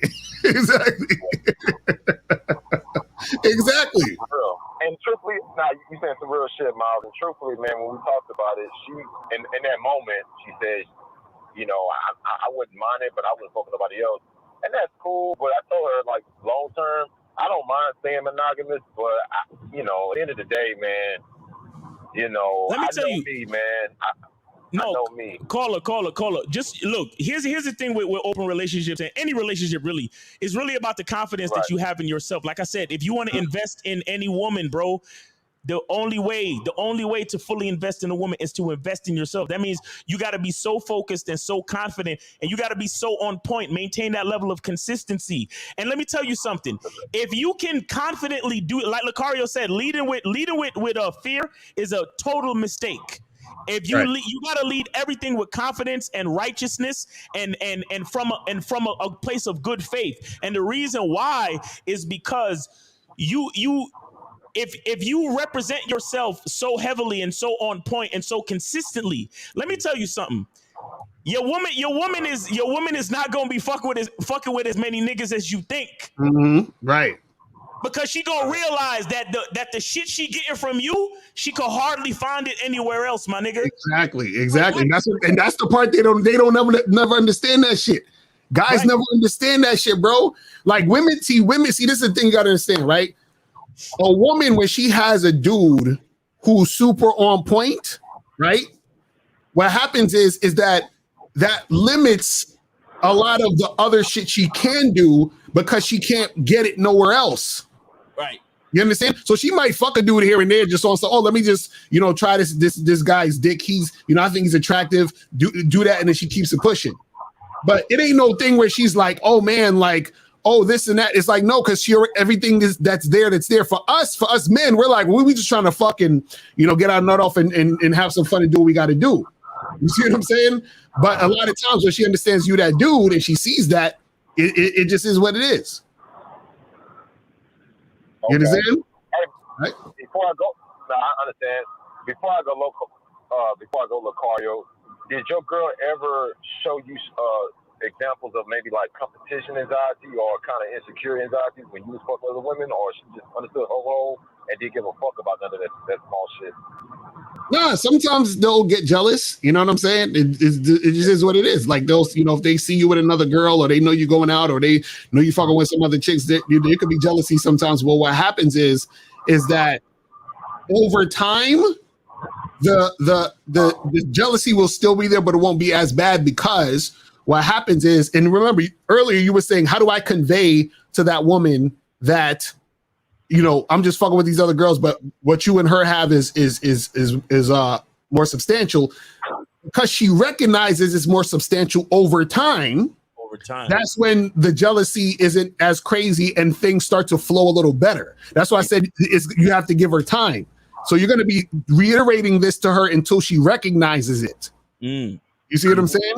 And you do that, caller. You do that through consistency. You do that through, like, if y'all make sure y'all have, date nights or whatever the fuck y'all got, and never break those. Make sure you're consistent. Like whatever time is promised to her, that's first priority. She gets that time. You get what I'm saying? But when it's time for you to go see another bitch, well, she know, hey, he going to see another bitch, but I know I got Thursday though. You understand? And she can rely and depend on that. So that's why we explaining to you that you being on point is what's the most important in the situation. Right.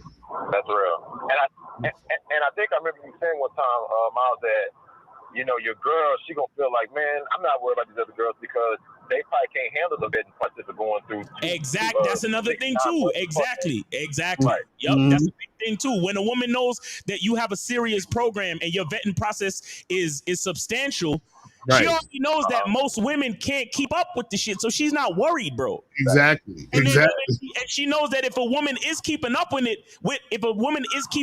it, then that more than likely means that that's a quality type of bitch. Exactly. And so she has a little bit more. She's still gonna be jealous, like Lucario said, every once in a while, but she has a little bit more respect for the game because she knows you're not just chasing every Instagram fat ass. You're actually looking for righteous bitches to fuck with. You understand what I'm saying? Right. And at that point, should I let them? And at that point, should I let them meet or always keep it separate? Never let them meet up. It depends on what you're really trying to do, bro. It depends on what you're really trying to do. It all depends on what you're really trying to do, and it also depends on the vetting process. Because you can't let them meet too early, and you can't let them meet when they want to meet neither. You got to let them meet when you think it's time for them to meet, and that's the same. And that's a whole nother conversation that's going to get into some consultation. That's some next level shit. You ain't even there yet, nigga. You know, shout out to the donation. But all this game we done gave you, you know, that $10 that was finished like at least 10 minutes ago. I just got a bargain, but I appreciate it, man. Real talk. Y'all keep doing your thing, man. I appreciate it. All right, bro. Man. Y'all keep doing your thing. All right, we appreciate you, brother. You be safe out there. Take it easy. All right, so we still got people on the line. Let's just get to the end of this video real quick. And then we're going to get to hold on. Let me tell them because they might hang up. All right, so 404-718 and 513. Hold tight just for 1 second. For like 2 minutes because we're going to just do this real quick. Don't hang up. We're going to right out. All right. Well, how does that change, though? Because once you add someone else to the equation, is that a conversation you have first? You said, is that who? Is that Monica, the singer? That's what I thought. I don't know. It looked like her, though. Shaq talks with Monica. Yeah, that is her. Okay. No, it's just how I was raised. Right. You protect, you provide, and you love your woman. Yeah, he was raised to be a simp. Too perfect. Yeah, that's pretty much the video right there. Yeah. All right, so so we get to the calls. Let's do this real quick. Hold on, let me put this back to where it's at. There we go. All right, so we got 404. You're on live with Lucario and Miles. Name, age, and city, and did you donate? Yeah, what's going on, y'all, man? It's Z from Atlanta, y'all, man. You told me to call back. You hung up on me, man. Yeah, I hung up on. Yeah, did you donate though, my nigga? Did you donate, bruh? Yeah, I did, man. Where at, bruh? This your cash app, man. Okay, what's the name on the cash app, brother? It should be AN 1997, 97 or something like that. What is it? How come niggas don't know the name that they put on their own cash app? What the fuck is that about? I don't know. You got so much other shit. You got PayPal, all the different type of shit, man. I just be putting shit in, man. But I got it. 97. I got you, brother. All right, appreciate you, man. Appreciate you. So how old are you, real quick, and what's on your mind? Go ahead. 29. 29. So pretty much, it's a couple things that y'all done said. I've been listening to y'all. I kind of wanted to go, but after everybody, but when y'all, this man been with Shawnee for like 20 years. You know, that's what I'm saying. It's kind of like hard to let somebody go that you done been with for that long. You know what I'm saying? Like, y'all done had wait. Hold on. Wait. Stop. Hold on. So fucking what? You a goddamn man. Life is life. You gotta suck it up and move on, my nigga. Like, that's man shit. What do you mean? What do you mean it's kind of hard to? No, I'm saying. What do you mean it's kind of hard to let somebody go? Like, I was with somebody for 18 fucking years, and I had to let her go. Right. And you're not gonna go back to it. Wait, she's not gonna come back to you. You don't think she's gonna come back to you? No, but she can't come back to me. Right. That's what I'm saying. It's like it's never gonna end because y'all been knowing each other for that long. Y'all done seen each other grow. It's like that's a long time. So I don't know. Wait. So, caller, what are you saying? No. I want you to understand something. I'm telling you, she cannot come back to me. I will not let her come back to me. Do you understand that? That woman that you've been with for 18 years or been knowing you for 18, she cannot come back. She cannot come back to me, my nigga. That's over and done with. Mm-hmm. All right, man. All right, I guess we just got. Hey, caller. Listen to me, my brother. Don't get me wrong. I am not a robot. I still love that woman, and I wish her all the fucking best. And I miss and cherish all of the memories, my nigga. But will I go back to that situation? Hell fucking no. Right. Because I understand that people are in your life for a season, bro. Mm-hmm. I understand that all relationships end and things happen for a fucking reason. I'm a man. I deal with logic. I don't get into my fucking feelings about this shit. Mm-hmm. I got you on that. Yeah, I got you. So caller, you saying that if you was with a woman for 18 or 20 years, you trying to tell me you would still like treat her like your girl and all that after y'all are done? No, I wouldn't. That's what I'm saying. What he talking about, like what you just said, Lucario, I will always be like, if she is in a situation or finding something like that, I'll always help her. Like that's like that's somebody I know. That's damn near like family, kind of like, you know what I'm saying? No, caller, hold on, caller. Not to cut you off, sorry, but listen, we're talking about two different things. Shaq is actively taking care of this female, my nigga. That's what I want to get to. That's the next thing I was gonna get to. This girl, she's a millionaire. Shaq don't need to do shit. She can do anything she want to do. Exactly. She's like she the executive producer for like the Housewives shit. She got plenty of money, like more money than probably some of these NBA players and NFL players. She paid. So that's what I'm saying. He said he's taking care of her. That don't make sense to me. I don't know in what sense he's talking about. So I don't know what that was about. Yo, caller, looking out for somebody who you know, if they're in dire straits or if they you got it to give and they really need your help. That's one thing. But this nigga Shaq is talking about, I'm still gonna love, I'm still gonna protect and provide, and I'm still gonna do it good. No, right. She's not gonna get active energy. She's not gonna get active current energy from me, bro. You understand what I'm saying? Yeah, it's not going down like that. That's the difference. Yeah, I got you. I understand what you're saying. I agree with that. Yeah, I definitely agree with that. And then the next thing is, I got another thing, and then I got a question for y'all. All right. Because based off all the shit that y'all was saying, so I think Monogamous that said it, he was like, you're not the same person. Like the other day, I met a chick that I was used to fuck with. Damn, somebody loud as hell. But I met a chick that I used to fuck with, and pretty much I didn't evolve so much to where I can't even, like, if I was even to try to go back to her, it wouldn't even make no sense for me. Right. So a lot of guys to really, understand that, like, you talking about, it's two good women and things like that, man. If you was to really talk with them and sit down and talk with them right now, you probably wouldn't even want to fuck with them. Right. You probably like, man, that's so like that's old shit. That's like I can't even fuck with you like that no more. Exactly. Hey, caller, real quick. Have you ever heard Tyler Perry? Tyler Perry, right? He made a speech some time ago, and he explained the rocket ship. And do you know that once a rocket ship exits the Earth's atmosphere, the booster rockets fall off, right? Exactly. Okay, so what that means is that there are people in your life where they only you only with them or connected to them at a certain point in life. Right. Now, once you reach a certain point in life, they fall off. Why? Because they can't go with you where you about to go. You understand that? Yes. So that's how it works. But see, in this particular situation, Shaq is not the type of nigga that fully know, like I'm not sure if he's the type of nigga that fully knows who he is. So he don't know whether he needs extra rocket boost or not. Like he don't know he probably don't necessarily know that, look, I'm in the atmosphere now. I don't need the rocket boost no more. You get what I'm saying? So we all have to know who we are, and we need to know how far we need to take people with us. Everybody that started with you ain't gonna finish with you. Right. Yes. I understand. So the question that I have is, do y'all believe there's such thing as a low? Such thing as a what? Can you hear me? Can you hear me? Oh, okay. You cut out. You said such thing as a what? Can you hear me? Yeah, we get you now. You said, is there such thing as a what? Is there such thing as a low quality woman? Or is it just a woman that's not fucking with your program and don't like you?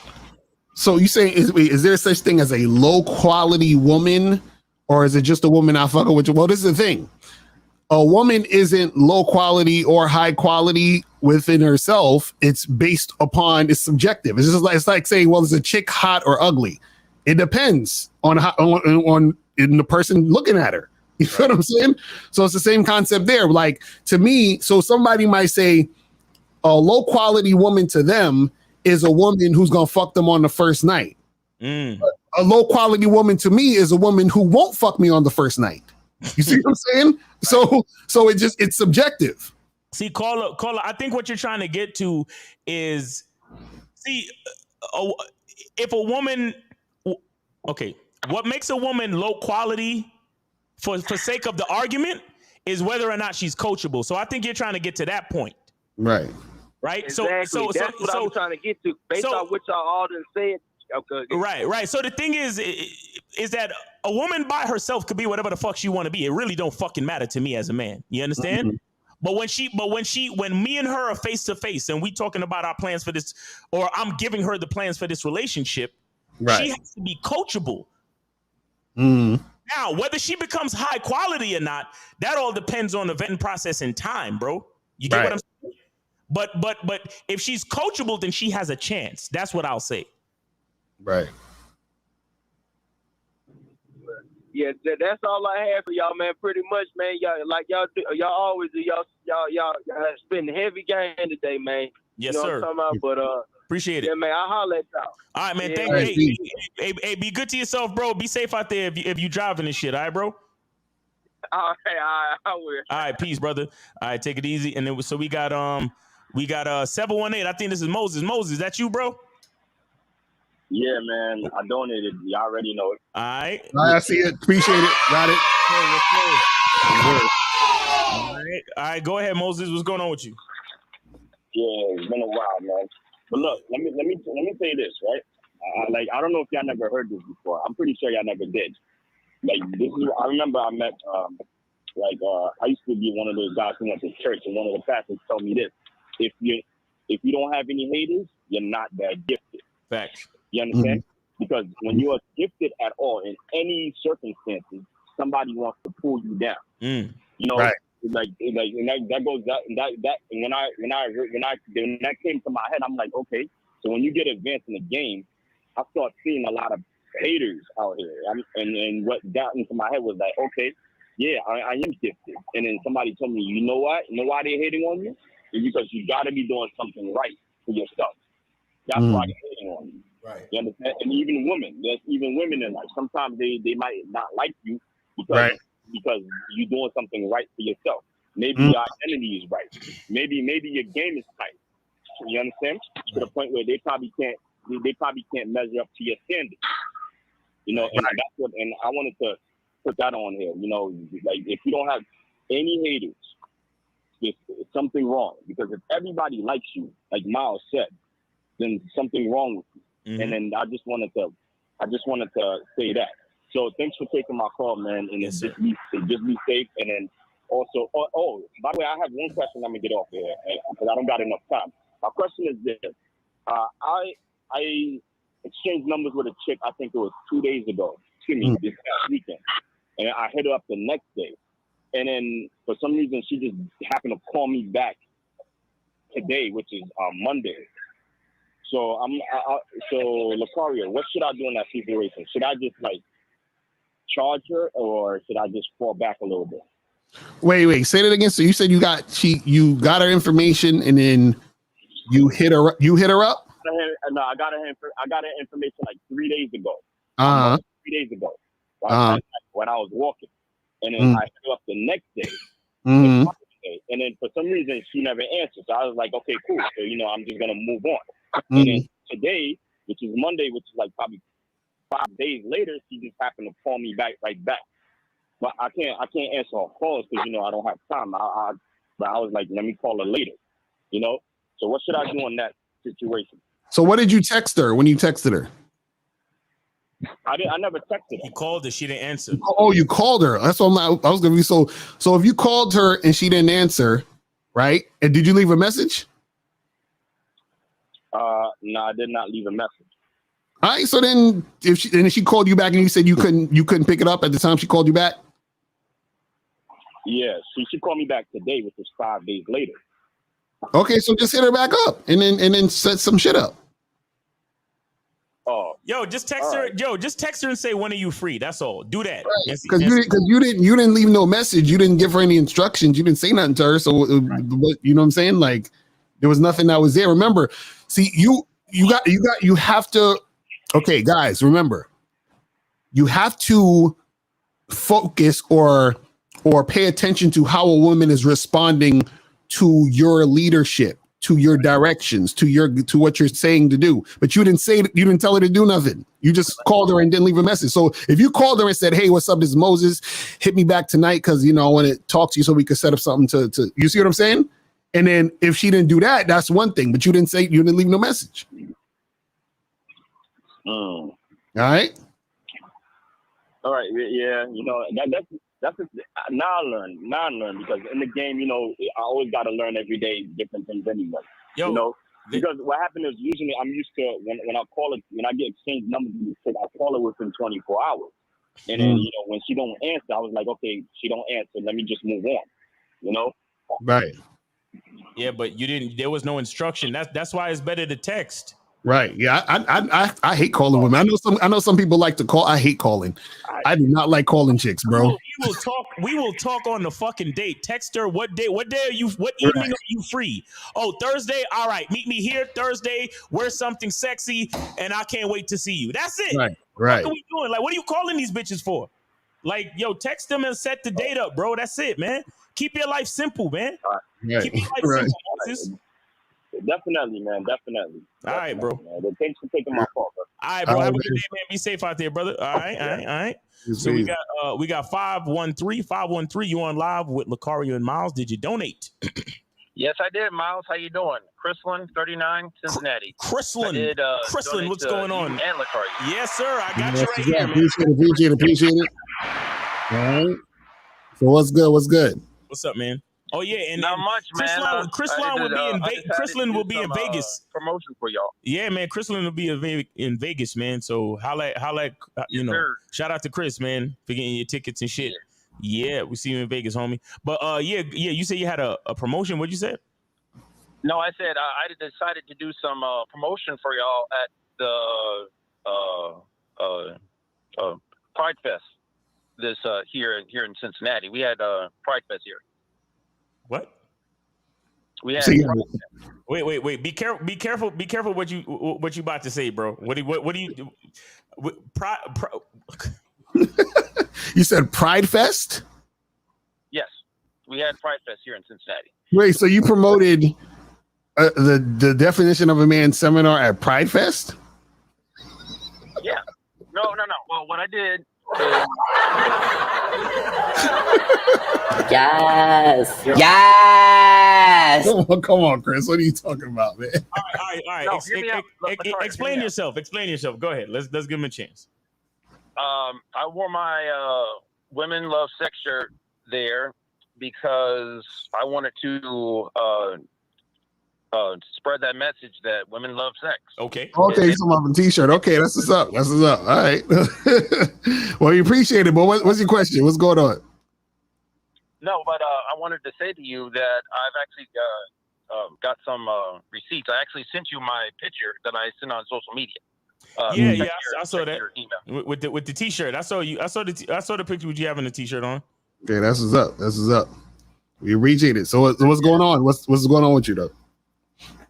None. I just wanted to say that because what I was doing, I was promoting Bad Boy membership and masculinity identity because I believe it's important, regardless of where we're at as men, to be masculine. Yes, sir. And to show that masculinity. Exactly. No, I agree. Well, that's what's up, man. Well, we appreciate you, man. Just to representing, keep doing your motherfucking thing. You feel what I'm saying? That's a fact. You know what I'm saying? Did you have a question or anything else, Chris? No, I just wanted to make my statement that I believe you got to be masculine regardless of who you are, and the belief factor of there are some men that were there just pretending to be gay to get and you don't have to do that. You don't. It's hilarious. Niggas just pretending to be gay to get chicks. bro. Happens all the time. Yo, that's crazy. I can't fuck with these niggas, bro. You see, that is a serious compromise of your masculine identity right there. Right. That's wild, bro. Hilarious. Exactly why I wore the shirt saying that women love sex, and you don't have to pretend to be gay. You don't have to keep on doing all this extra stuff. Just be you and be honest and upfront, and that's it. Right. That's it. That's what's up. Well, we appreciate the call, my brother. You feel what I'm saying? We appreciate the call, man. We'll holler at you, man. Easy, brother. Do we got any more people on the line? Nah, but real quick, let me shout out these cash apps, man. I got a bunch of cash apps up in here, man. So shout out to oh shit. We got 347. You on live with Lucario and Miles. Did you donate? Yeah, I donated to both of you. All right. Devon. Oh, is it D Money? Devon? Oh, D Money. Oh, D Money. What's going on, bro? Appreciate it. What's going on? So what's good with you? Wagwan, my youth. Yeah, what's up? I just need your take on this for real. Uh-oh. Remember you asked me when I'm gonna follow the game. So I'm saying I went against the game. I could hit the button for that.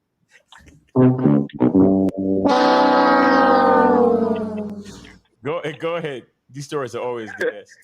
All right, so I had to charge some girl to the game. Like, she older than me and shit, but what I was trying to do, I was trying to come to agreement with her. I was trying to like let her like fuck around till she found some nigga that could give her what she want. But it's like she wanted me for herself, and like that can't happen. I'm still young. I'm not trying to rush nothing. I'm trying to get into that. Like, I'm 22. I'm trying to settle down no time soon. And she want that, so I just had to let her go because of that. Wait. Hold on. Where you meet this woman at? In the gym. Okay, how long you been seeing this woman? 4 months now. 4 months. 4 months. Okay. And how old is she? 28. Nigga, you acting like this bitch is like 45. He said it was an older woman. She wanted to settle down. No, it's not. It's that. All right, so wait. Okay, so then what did you do? What are you saying that you fucked up? Where did you fuck up at? What happened? I mean, I'm smashing her raw. There's certain shit she want me to do that I'm not trying to do. Like, fuck that. Like, she don't want me to have no girlfriend. Like, fuck that. So wait. Okay, so why you smashing her raw? Like, nah, dub. Why you smashing her raw? I don't know, man. I mean, you don't know. We both showed paperwork and all that, so it was cool. No, nigga. Okay, so do you want to have a kid with this woman? No. So then why are you smashing her raw? You can't get her pregnant, bro. Yes. What you say? I say you can get her pregnant. You know that, right? Yeah, man. If I do, nah, fuck it, nah. If you do what? You see, if I do on some whatever shit, right? You just like whatever, right? I mean, I'm always gonna step up because I know me. Like, yo, I'm gonna do what I gotta do. It is what it is. Nigga, y'all motherfuckers. Why you want to ruin? So you just don't give a fuck about ruining your life. What's the purpose? What are you trying to do with your life, bro? Nothing. Nah, I just want y'all take on that. Like take on what? Take on what? What do you want our take on, bro? Please, and make it concise, please. All right. So I was trying to come to agreement, like, to keep smashing until she find whoever she's looking for. What's your take on that? Wait, you say you're trying to come to an agreement? What do you mean? Yeah. To do what? We do our thing until she find whoever she's looking for. Wait. So you wanna fuck, right? Right? Everything. More than that. So what do you want? What do you want, bro? What do you come into agreement with? What's the agreement?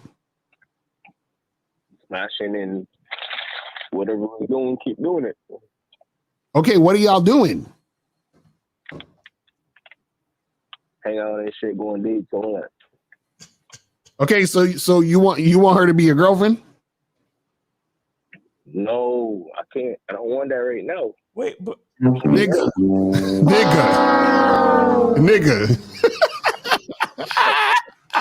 What is wrong with y'all niggas, bro? Right, you saying you don't want a girlfriend, but you doing boyfriend girlfriend shit? That don't make no sense. You can't have both. That's what I'm trying to tell you. You either doing it or you not. All right. You see what I'm saying? You trying to have the boyfriendy fun without the responsibility of being a boyfriend, right? Yes. Yes. Right. You can't. That's what I'm trying to tell you. You can't. All right. That's what I'm saying. So you got to choose, bro. And I would suggest that you strap up, which you're probably not going to do because you've been fucking raw. You know what I'm saying? Shit. It's hard to go back, for real. Nigga, y'all motherfuckers, yo, y'all crazy, bro. Because, okay, D money. Let me ask you this, right? Yeah. Okay, I'm going to paint you a picture. You known this girl for 4 months, right? Yeah. Okay. Have you seen, has she disrespected you yet? Nah. Nope. Oh, okay. So she never disrespected you. So basically what you're saying is you don't see her level. You haven't seen her level of disrespect. No. So you're going to have a baby, or you could potentially have a baby with a woman where you don't even know how she's going to act when she's emotional, upset, and angry. I mean, she got emotional before, but she can't be disrespectful. So I'm gonna check that. She got emotional doing what? What did she do to get emotional? I would get her emotional. She would get emotional over me, like linking my girlfriends and shit. Like I have girls that I'm close with since high school. You get emotional over that. Oh, but what did she do? That's what I'm saying. What did she do? She just put on a fit. Like she would get a little upset. And what would she say? What would she say and do? That's what I'm saying. She would say like she don't like that and that's disrespectful. I'm like, the fuck? I told you could have guy friends. I don't care. So you arguing with this woman? So y'all argue about that shit? We don't really argue.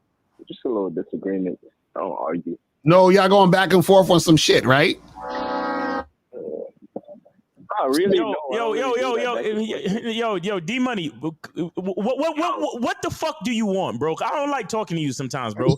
Because what the fuck do you really want from us, my nigga? Like, because you just sound like a little nigga calling up big brothers for attention, man. What the fuck is up with you, bro? What you really want? Nah. For real, I was trying to get your take on it, but the take is no. Here's the take.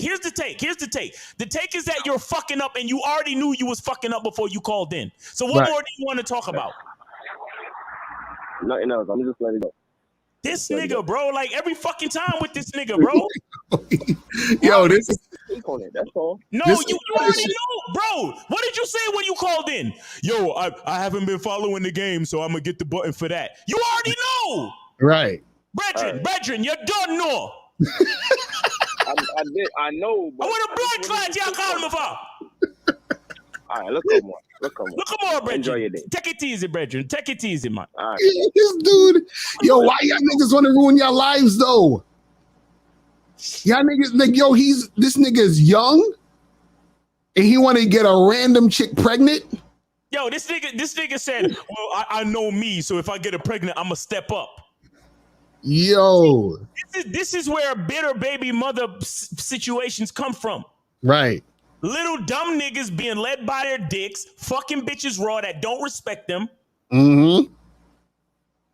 Yo, and I'm gonna turn off the phones, man, so we can do these questions and then get the fuck up out of here. That's crazy, yo. Like, what the y'all wild out here.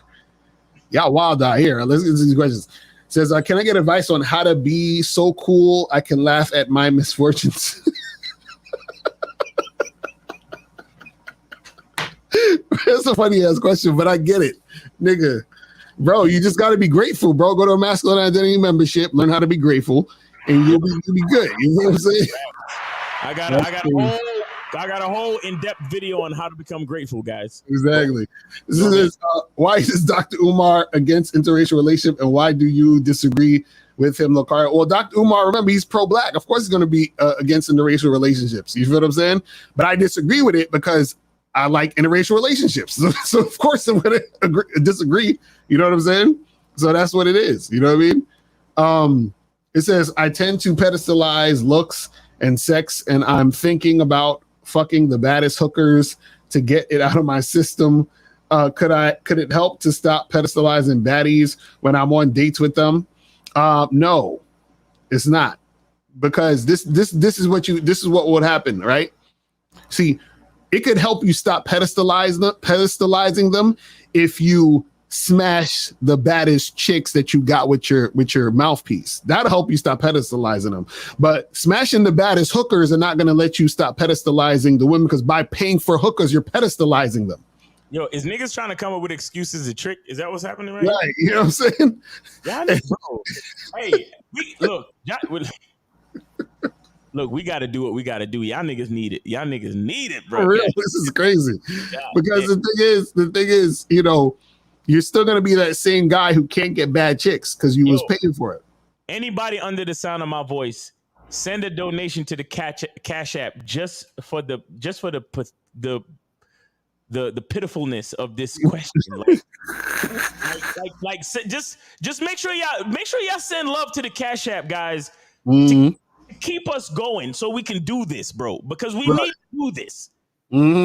As you guys can see, this needs to happen. And speaking of which, I wanted to shout out to Cash Apps real quick, man.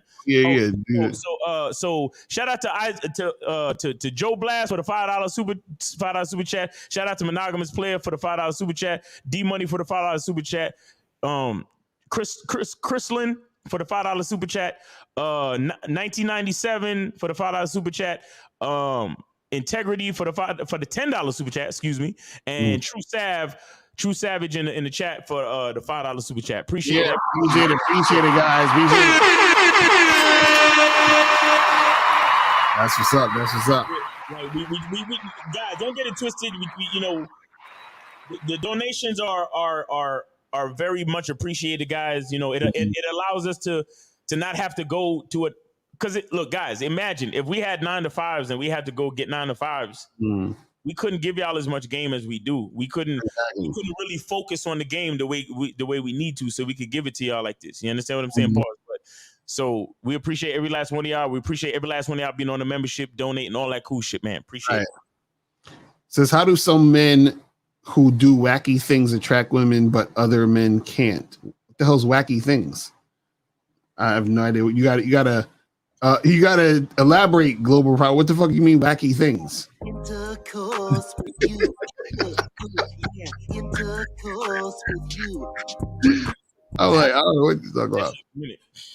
Says, right now I'm doing quite well in regards to my finance. So should I take a break from approaching women that I like and learning a game so that I focus only on my career growth? Bruh, let me hit you with the button. Y'all niggas act like you never heard of multitasking, bro. Like, I think like y'all can't really like yo, I had to not do anything but holler at women, and then I had to stop hollering at women so I could go to work and make money. Like, what are we talking about, bro? Like, you can do shit at the same time. You can go to work or focus on your finances and still deal with women. I know it sounds crazy, but it's not that hard. You know what I'm saying? So what do you mean by being on point? Does it mean a man who is doing well in his job, education, with degrees, money, dating game, physically and mentally? No, being on point means understanding your masculine identity. You feel what I'm saying? That's what being on point means. It means understanding who the fuck you. Let's check this out. Shaq was doing good in all these other things, but why he's sitting there talking about, oh man, my perfect woman, and I just fucked it up in it. You see what I'm saying?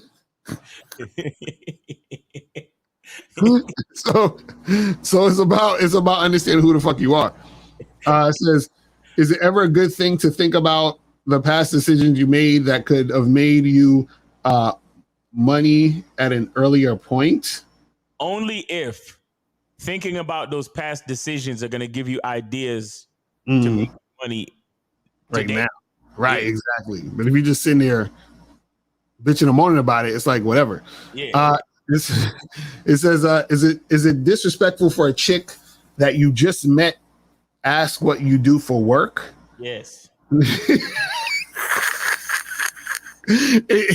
It depends on the situation though, because some of y'all niggas, they ask you that because they just want your money, or they just like, oh, I can use this nigga for money. But if you're having like a conversation and that comes up in conversation based off the context of the conversation, not necessarily. So it just depends on the situation. No, but if she asks you how much you make, then yeah, fuck that bitch. All right, yeah, exactly. If she's asking that shit. So this says, do you think the guys who always mention Pookies and Ray Rays are jealous that they're getting the women they want? Oh, absolutely. Hell yeah. That's what, like, all these niggas, because you know what I always hear? Dudes be like, yo, these women aren't making the right choices. And I'm like, wait, so you're the right choice? Like, you're the guy? They're like, but Lucario, I have my bachelor's degree and I went to this school and I did this and I got a nigga. She don't want to fuck you though. You're not you don't know how to lead a woman. So you're not the right choice either. You see what I'm saying? Like these lame ass niggas be thinking they the right choice. Nigga. You know why bitches love Pookie and Ray Ray? Because Pookie and Ray Ray tell bitches what the fuck to do. Exactly. Pookie and Ray Ray know what the fuck they want, and they tell bitches, yo, I want this. Exactly right. And then the bitch be like, yes, daddy. But the rest of you nice guy, good niggas, y'all be asking the bitch, what do you want? What do you want to do? Where would you like to go? You know, what restaurant do you like? Nigga, fuck out of here. Yeah, niggas is lame. Pookie grab a bitch and be like, yo, we going to Roscoe's. No, that's not a good example. Pookie would grab a bitch and be like, yo, we going to Tim's Rib Shack, bitch. Exactly, right. You know what I'm saying? Put on some fucking spandex showing your ass. and let's go eat some fucking ribs, bitch. Exactly. And then he slap on the ass while she walking out. You know what I'm saying? Right. And then she go like this. Yes, daddy. Right? but the rest of y'all nice guys, oh hey, what do you want to eat? Is that okay? How many dates do I have to take you on before I can smell your vagina? I'd like to smell your vagina. You remember that skit from fucking from Dave Chappelle where they did the wife swap? Right. And he was like, and they was playing the music before they had sex, and he was like, oh, could we turn off this R&B music? I just want to hear you breathing. Oh. And then he was like, and then he said, oh, I don't want to take off my boxers. I just would like to push my penis through the hole. And then, but the opposite nigga was like, he was like, hey, mop top, go do your fucking homework. And then he told the bitch, she said some shit about washing the dishes. He was like, well, my husband usually washes the dish. And he was like, well, that nigga will be back 2 weeks from now. You better get the bus some suds. Exactly. It's a fact. She said some shit and he was like, girl, you better give me an inside tone of voice before I step outside. Exactly. You see, like, that's Pookie and that's the nice guy. You see what I'm saying? Y'all niggas be trying to, Leonard Washington, with the cigarette and all that shit. You be like, girl, you better you better give me an eye shot going for you. Hey, all right now, you know what I'm saying? Yo, you know what show y'all niggas gotta watch though? If y'all niggas gotta get HBO Max and watch The Idol with The Weeknd, bro.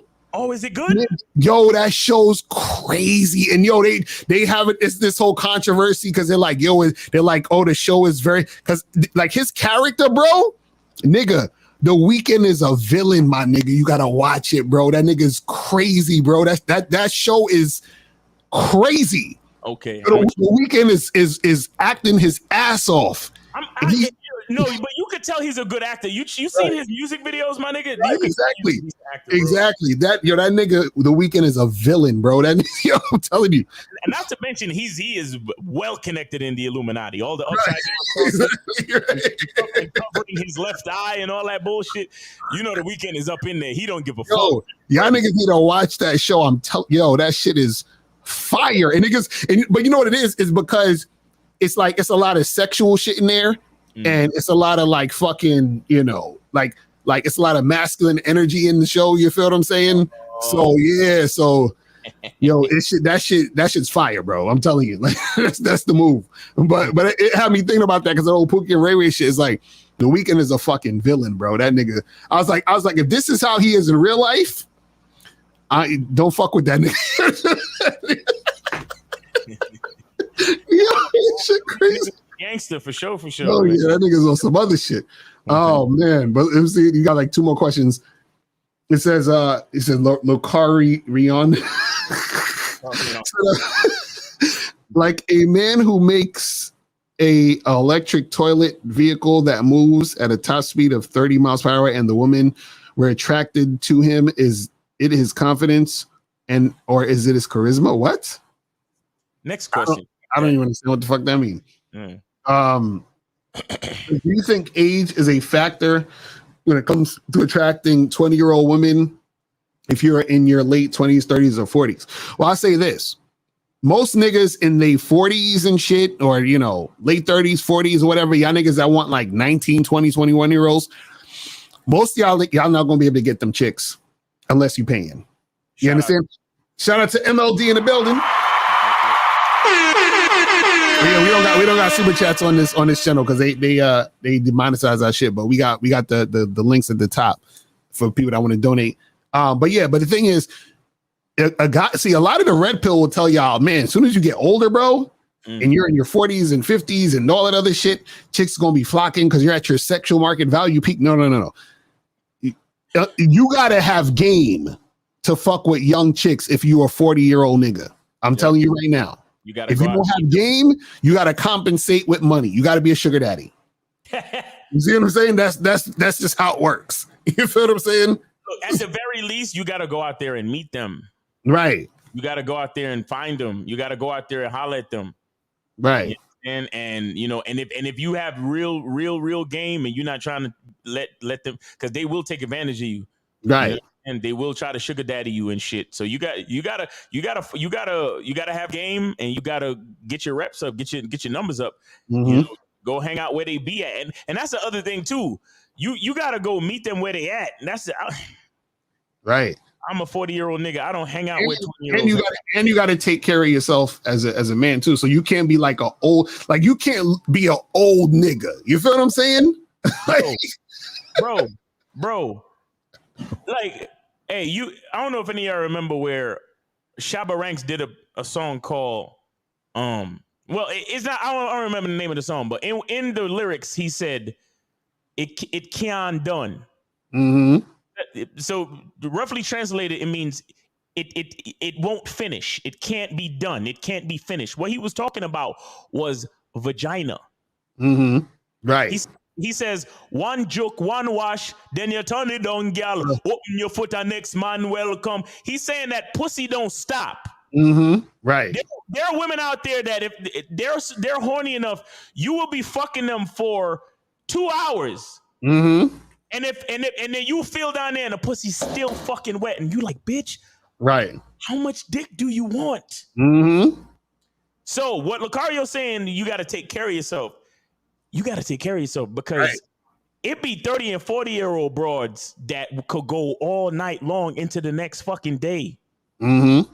Imagine what a 20-year-old broad gonna do, bro. Exactly. Nigga. Exactly. That's what I'm telling you. You gotta make sure y'all keep up with your fitness.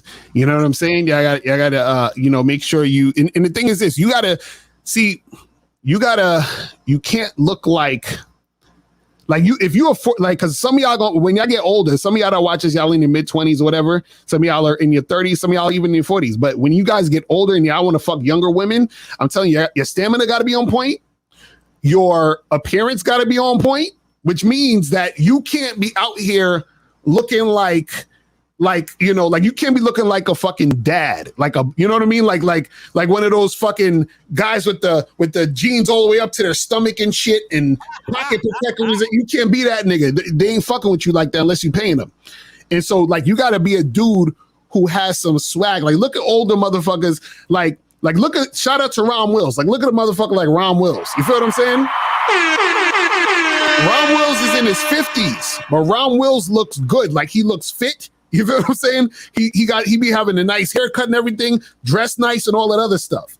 You see what I'm saying? Like, you gotta make sure your shit is on point. Mr. Justin looks like that. You feel what I'm saying? Like, you gotta make sure that you're on point with your shit. Mm-hmm. Because if you were old motherfucker, like, you understand? Like, but you look like, if you 40 but you look like you 65, that's not gonna work out for you, bro. Yeah, right. You gotta look a little bit younger than your age. Facts. Right. You know what I'm saying? Like, you look like you could do something, because you trying to get with a 21-year-old. Because if you're an older dude who got fucking game and you get with a young joint, nigga, she gonna be, listen, I'm telling y'all from experience, bro. It's a whole different thing. I'm just telling y'all. You see what I'm saying? So y'all niggas that have this fantasy that just because you an old nigga with money, understand you're gonna get the sugar daddy treatment. And let me tell you another reason why you gotta have game. Because you'll end up like D Money. Right. Because these young bitches, they be working on their Kegels. Mm-hmm. And when you get you thought 20-year-old pussy was just tight because it's 20-year-old pussy. Right. 20-year-old pussy is tight because the Kegel muscles are strong. Mm-hmm. They are strong. Bitches will suffocate your dick. You will be like, like, right, exactly. You will get sucked under the fucking bed, Brett. Like, what? Right.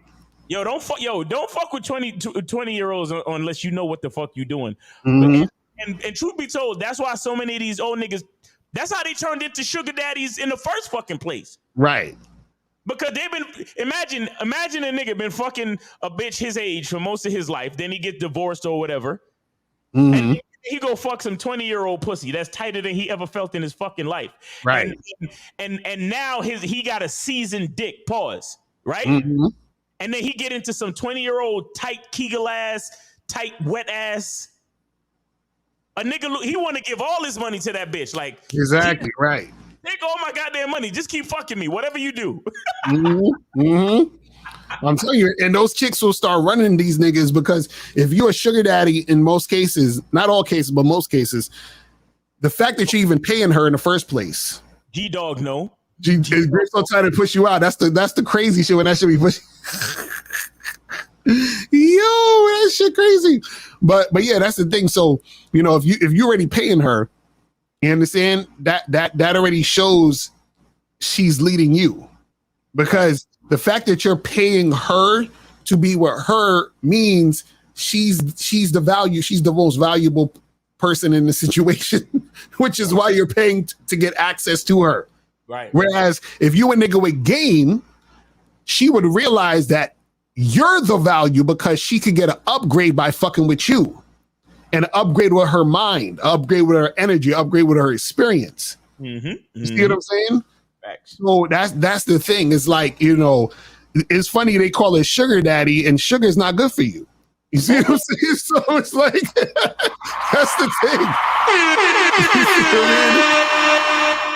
So this shit is not real shit. I'm telling you. So you got to give these chicks, because listen, the funny part is that it's interesting how these old niggas is talking about getting with young girls. Young girls really should be talking about getting with old niggas, but not getting with old niggas for money, but getting with old niggas for game.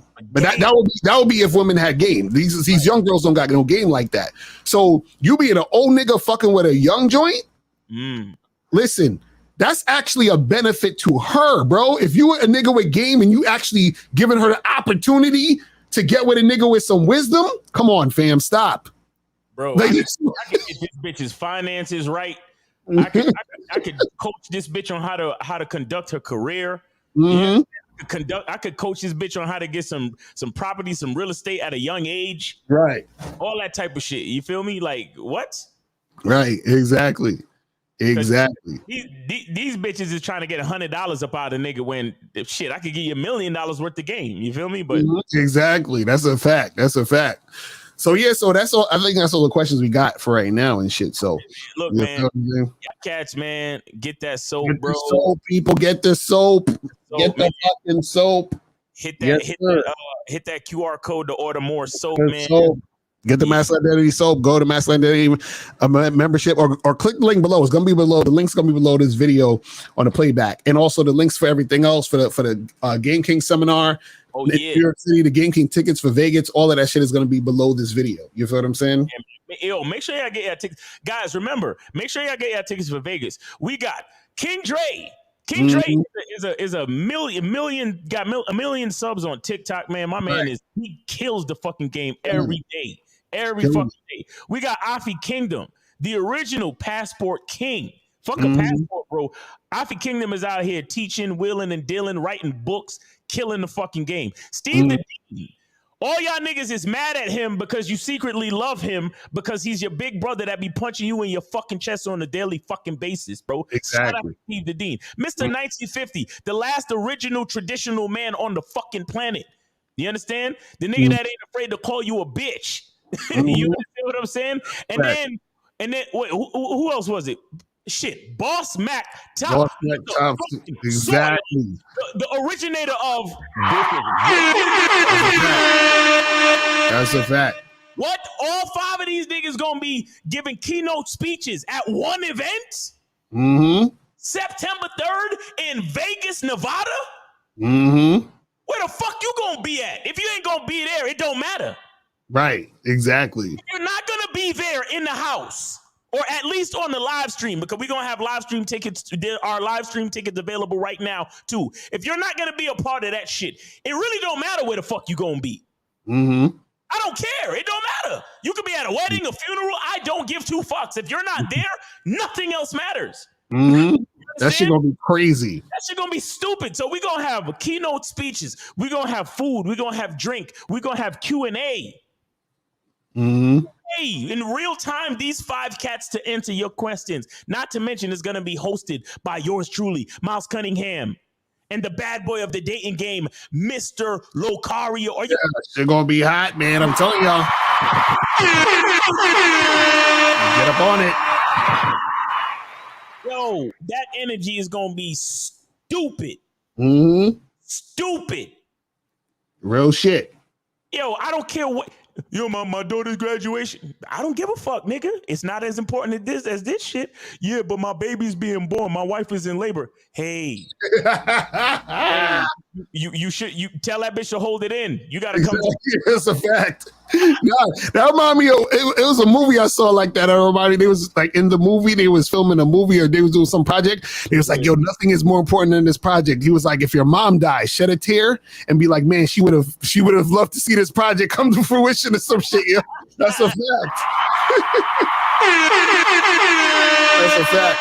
So Drew, you say you're trying to cop the shirt. Make sure you go to thebadboystyle.com. That's thebadboystyle.com. Get Game Saves Live shirts. Go to thebadboystyle.com. You can get all the shirts, you feel what I'm saying, and get that shit cracking. It's thebadboystyle.com. That's it right there to get all the t-shirts, gear, and all that other stuff. You feel what I'm saying? But anything else you want to say, Miles, before we get up out of here? Yeah, man, get your tickets to Vegas, man. Somebody said this on my live this morning. He said that his father told him this shit, and I thought it was bars. He said, a girl's rejection is God's protection. Right, that's a fact. That's a fact. That's real shit. So I wanted to repeat that shit. Yo, a lot of heavy game be getting chopped up on my lives in the morning, guys. Follow me on YouTube. My handle on YouTube is Miles in the Game, and my handle on Instagram is Miles in the Game. I do lives in the morning where I take these nature walks and we chop up game in the chat. Monday through Friday, and I start anytime around like 9:30, 10:30. Y'all can follow me, man. Follow me on, like I said, I do one on YouTube, and then I cross over to Instagram, and I finish out the rest of my walk on Instagram, man. We be chopping up mad games, so make sure y'all y'all be there with us, man. So I appreciate you and all that cool shit.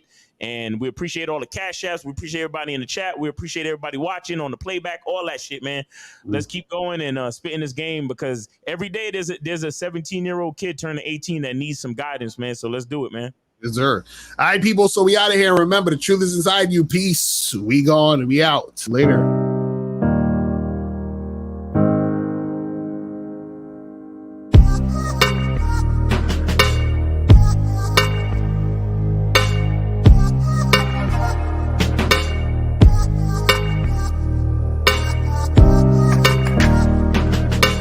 We're here to define what a man is, right? Responsibility creates struggle.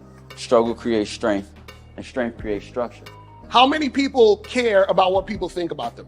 Be honest. As a man, you got to be able to protect not just yourself, but your family. When we talk about being a man, it's your behaviors. But I don't say any of this to brag. I don't say any of this to gloat my life up or I'm better than anybody. I start crying. I'm like, why am I crying? And so what I realized was, you put yourself in a target-rich environment. You are the only woman that paid for a ticket to come to this event. If you're trying to teach your daughter to be around a certain man and you're not that man yourself, she gonna choose you. Hey, let me not touch this nigga. He too clean. Where is that on you? It's not on me. It's not on you. The only reason why it's not on you is because you didn't choose it. Find the women who can actually help you build. And here's some deep game for you. You don't have to have sex with all of them. Since 2016, I've been following Lucario and Miles. Y'all changed my life. Followed by Uncle Ram. So ever since then, I've been getting a little bit of too much ass at times. You know, as a man, there's a balance to it. Your purpose and pussy. And the heavier your purpose, even if you lose the relationship, you don't lose yourself. And that's the most important part. Ladies and gentlemen,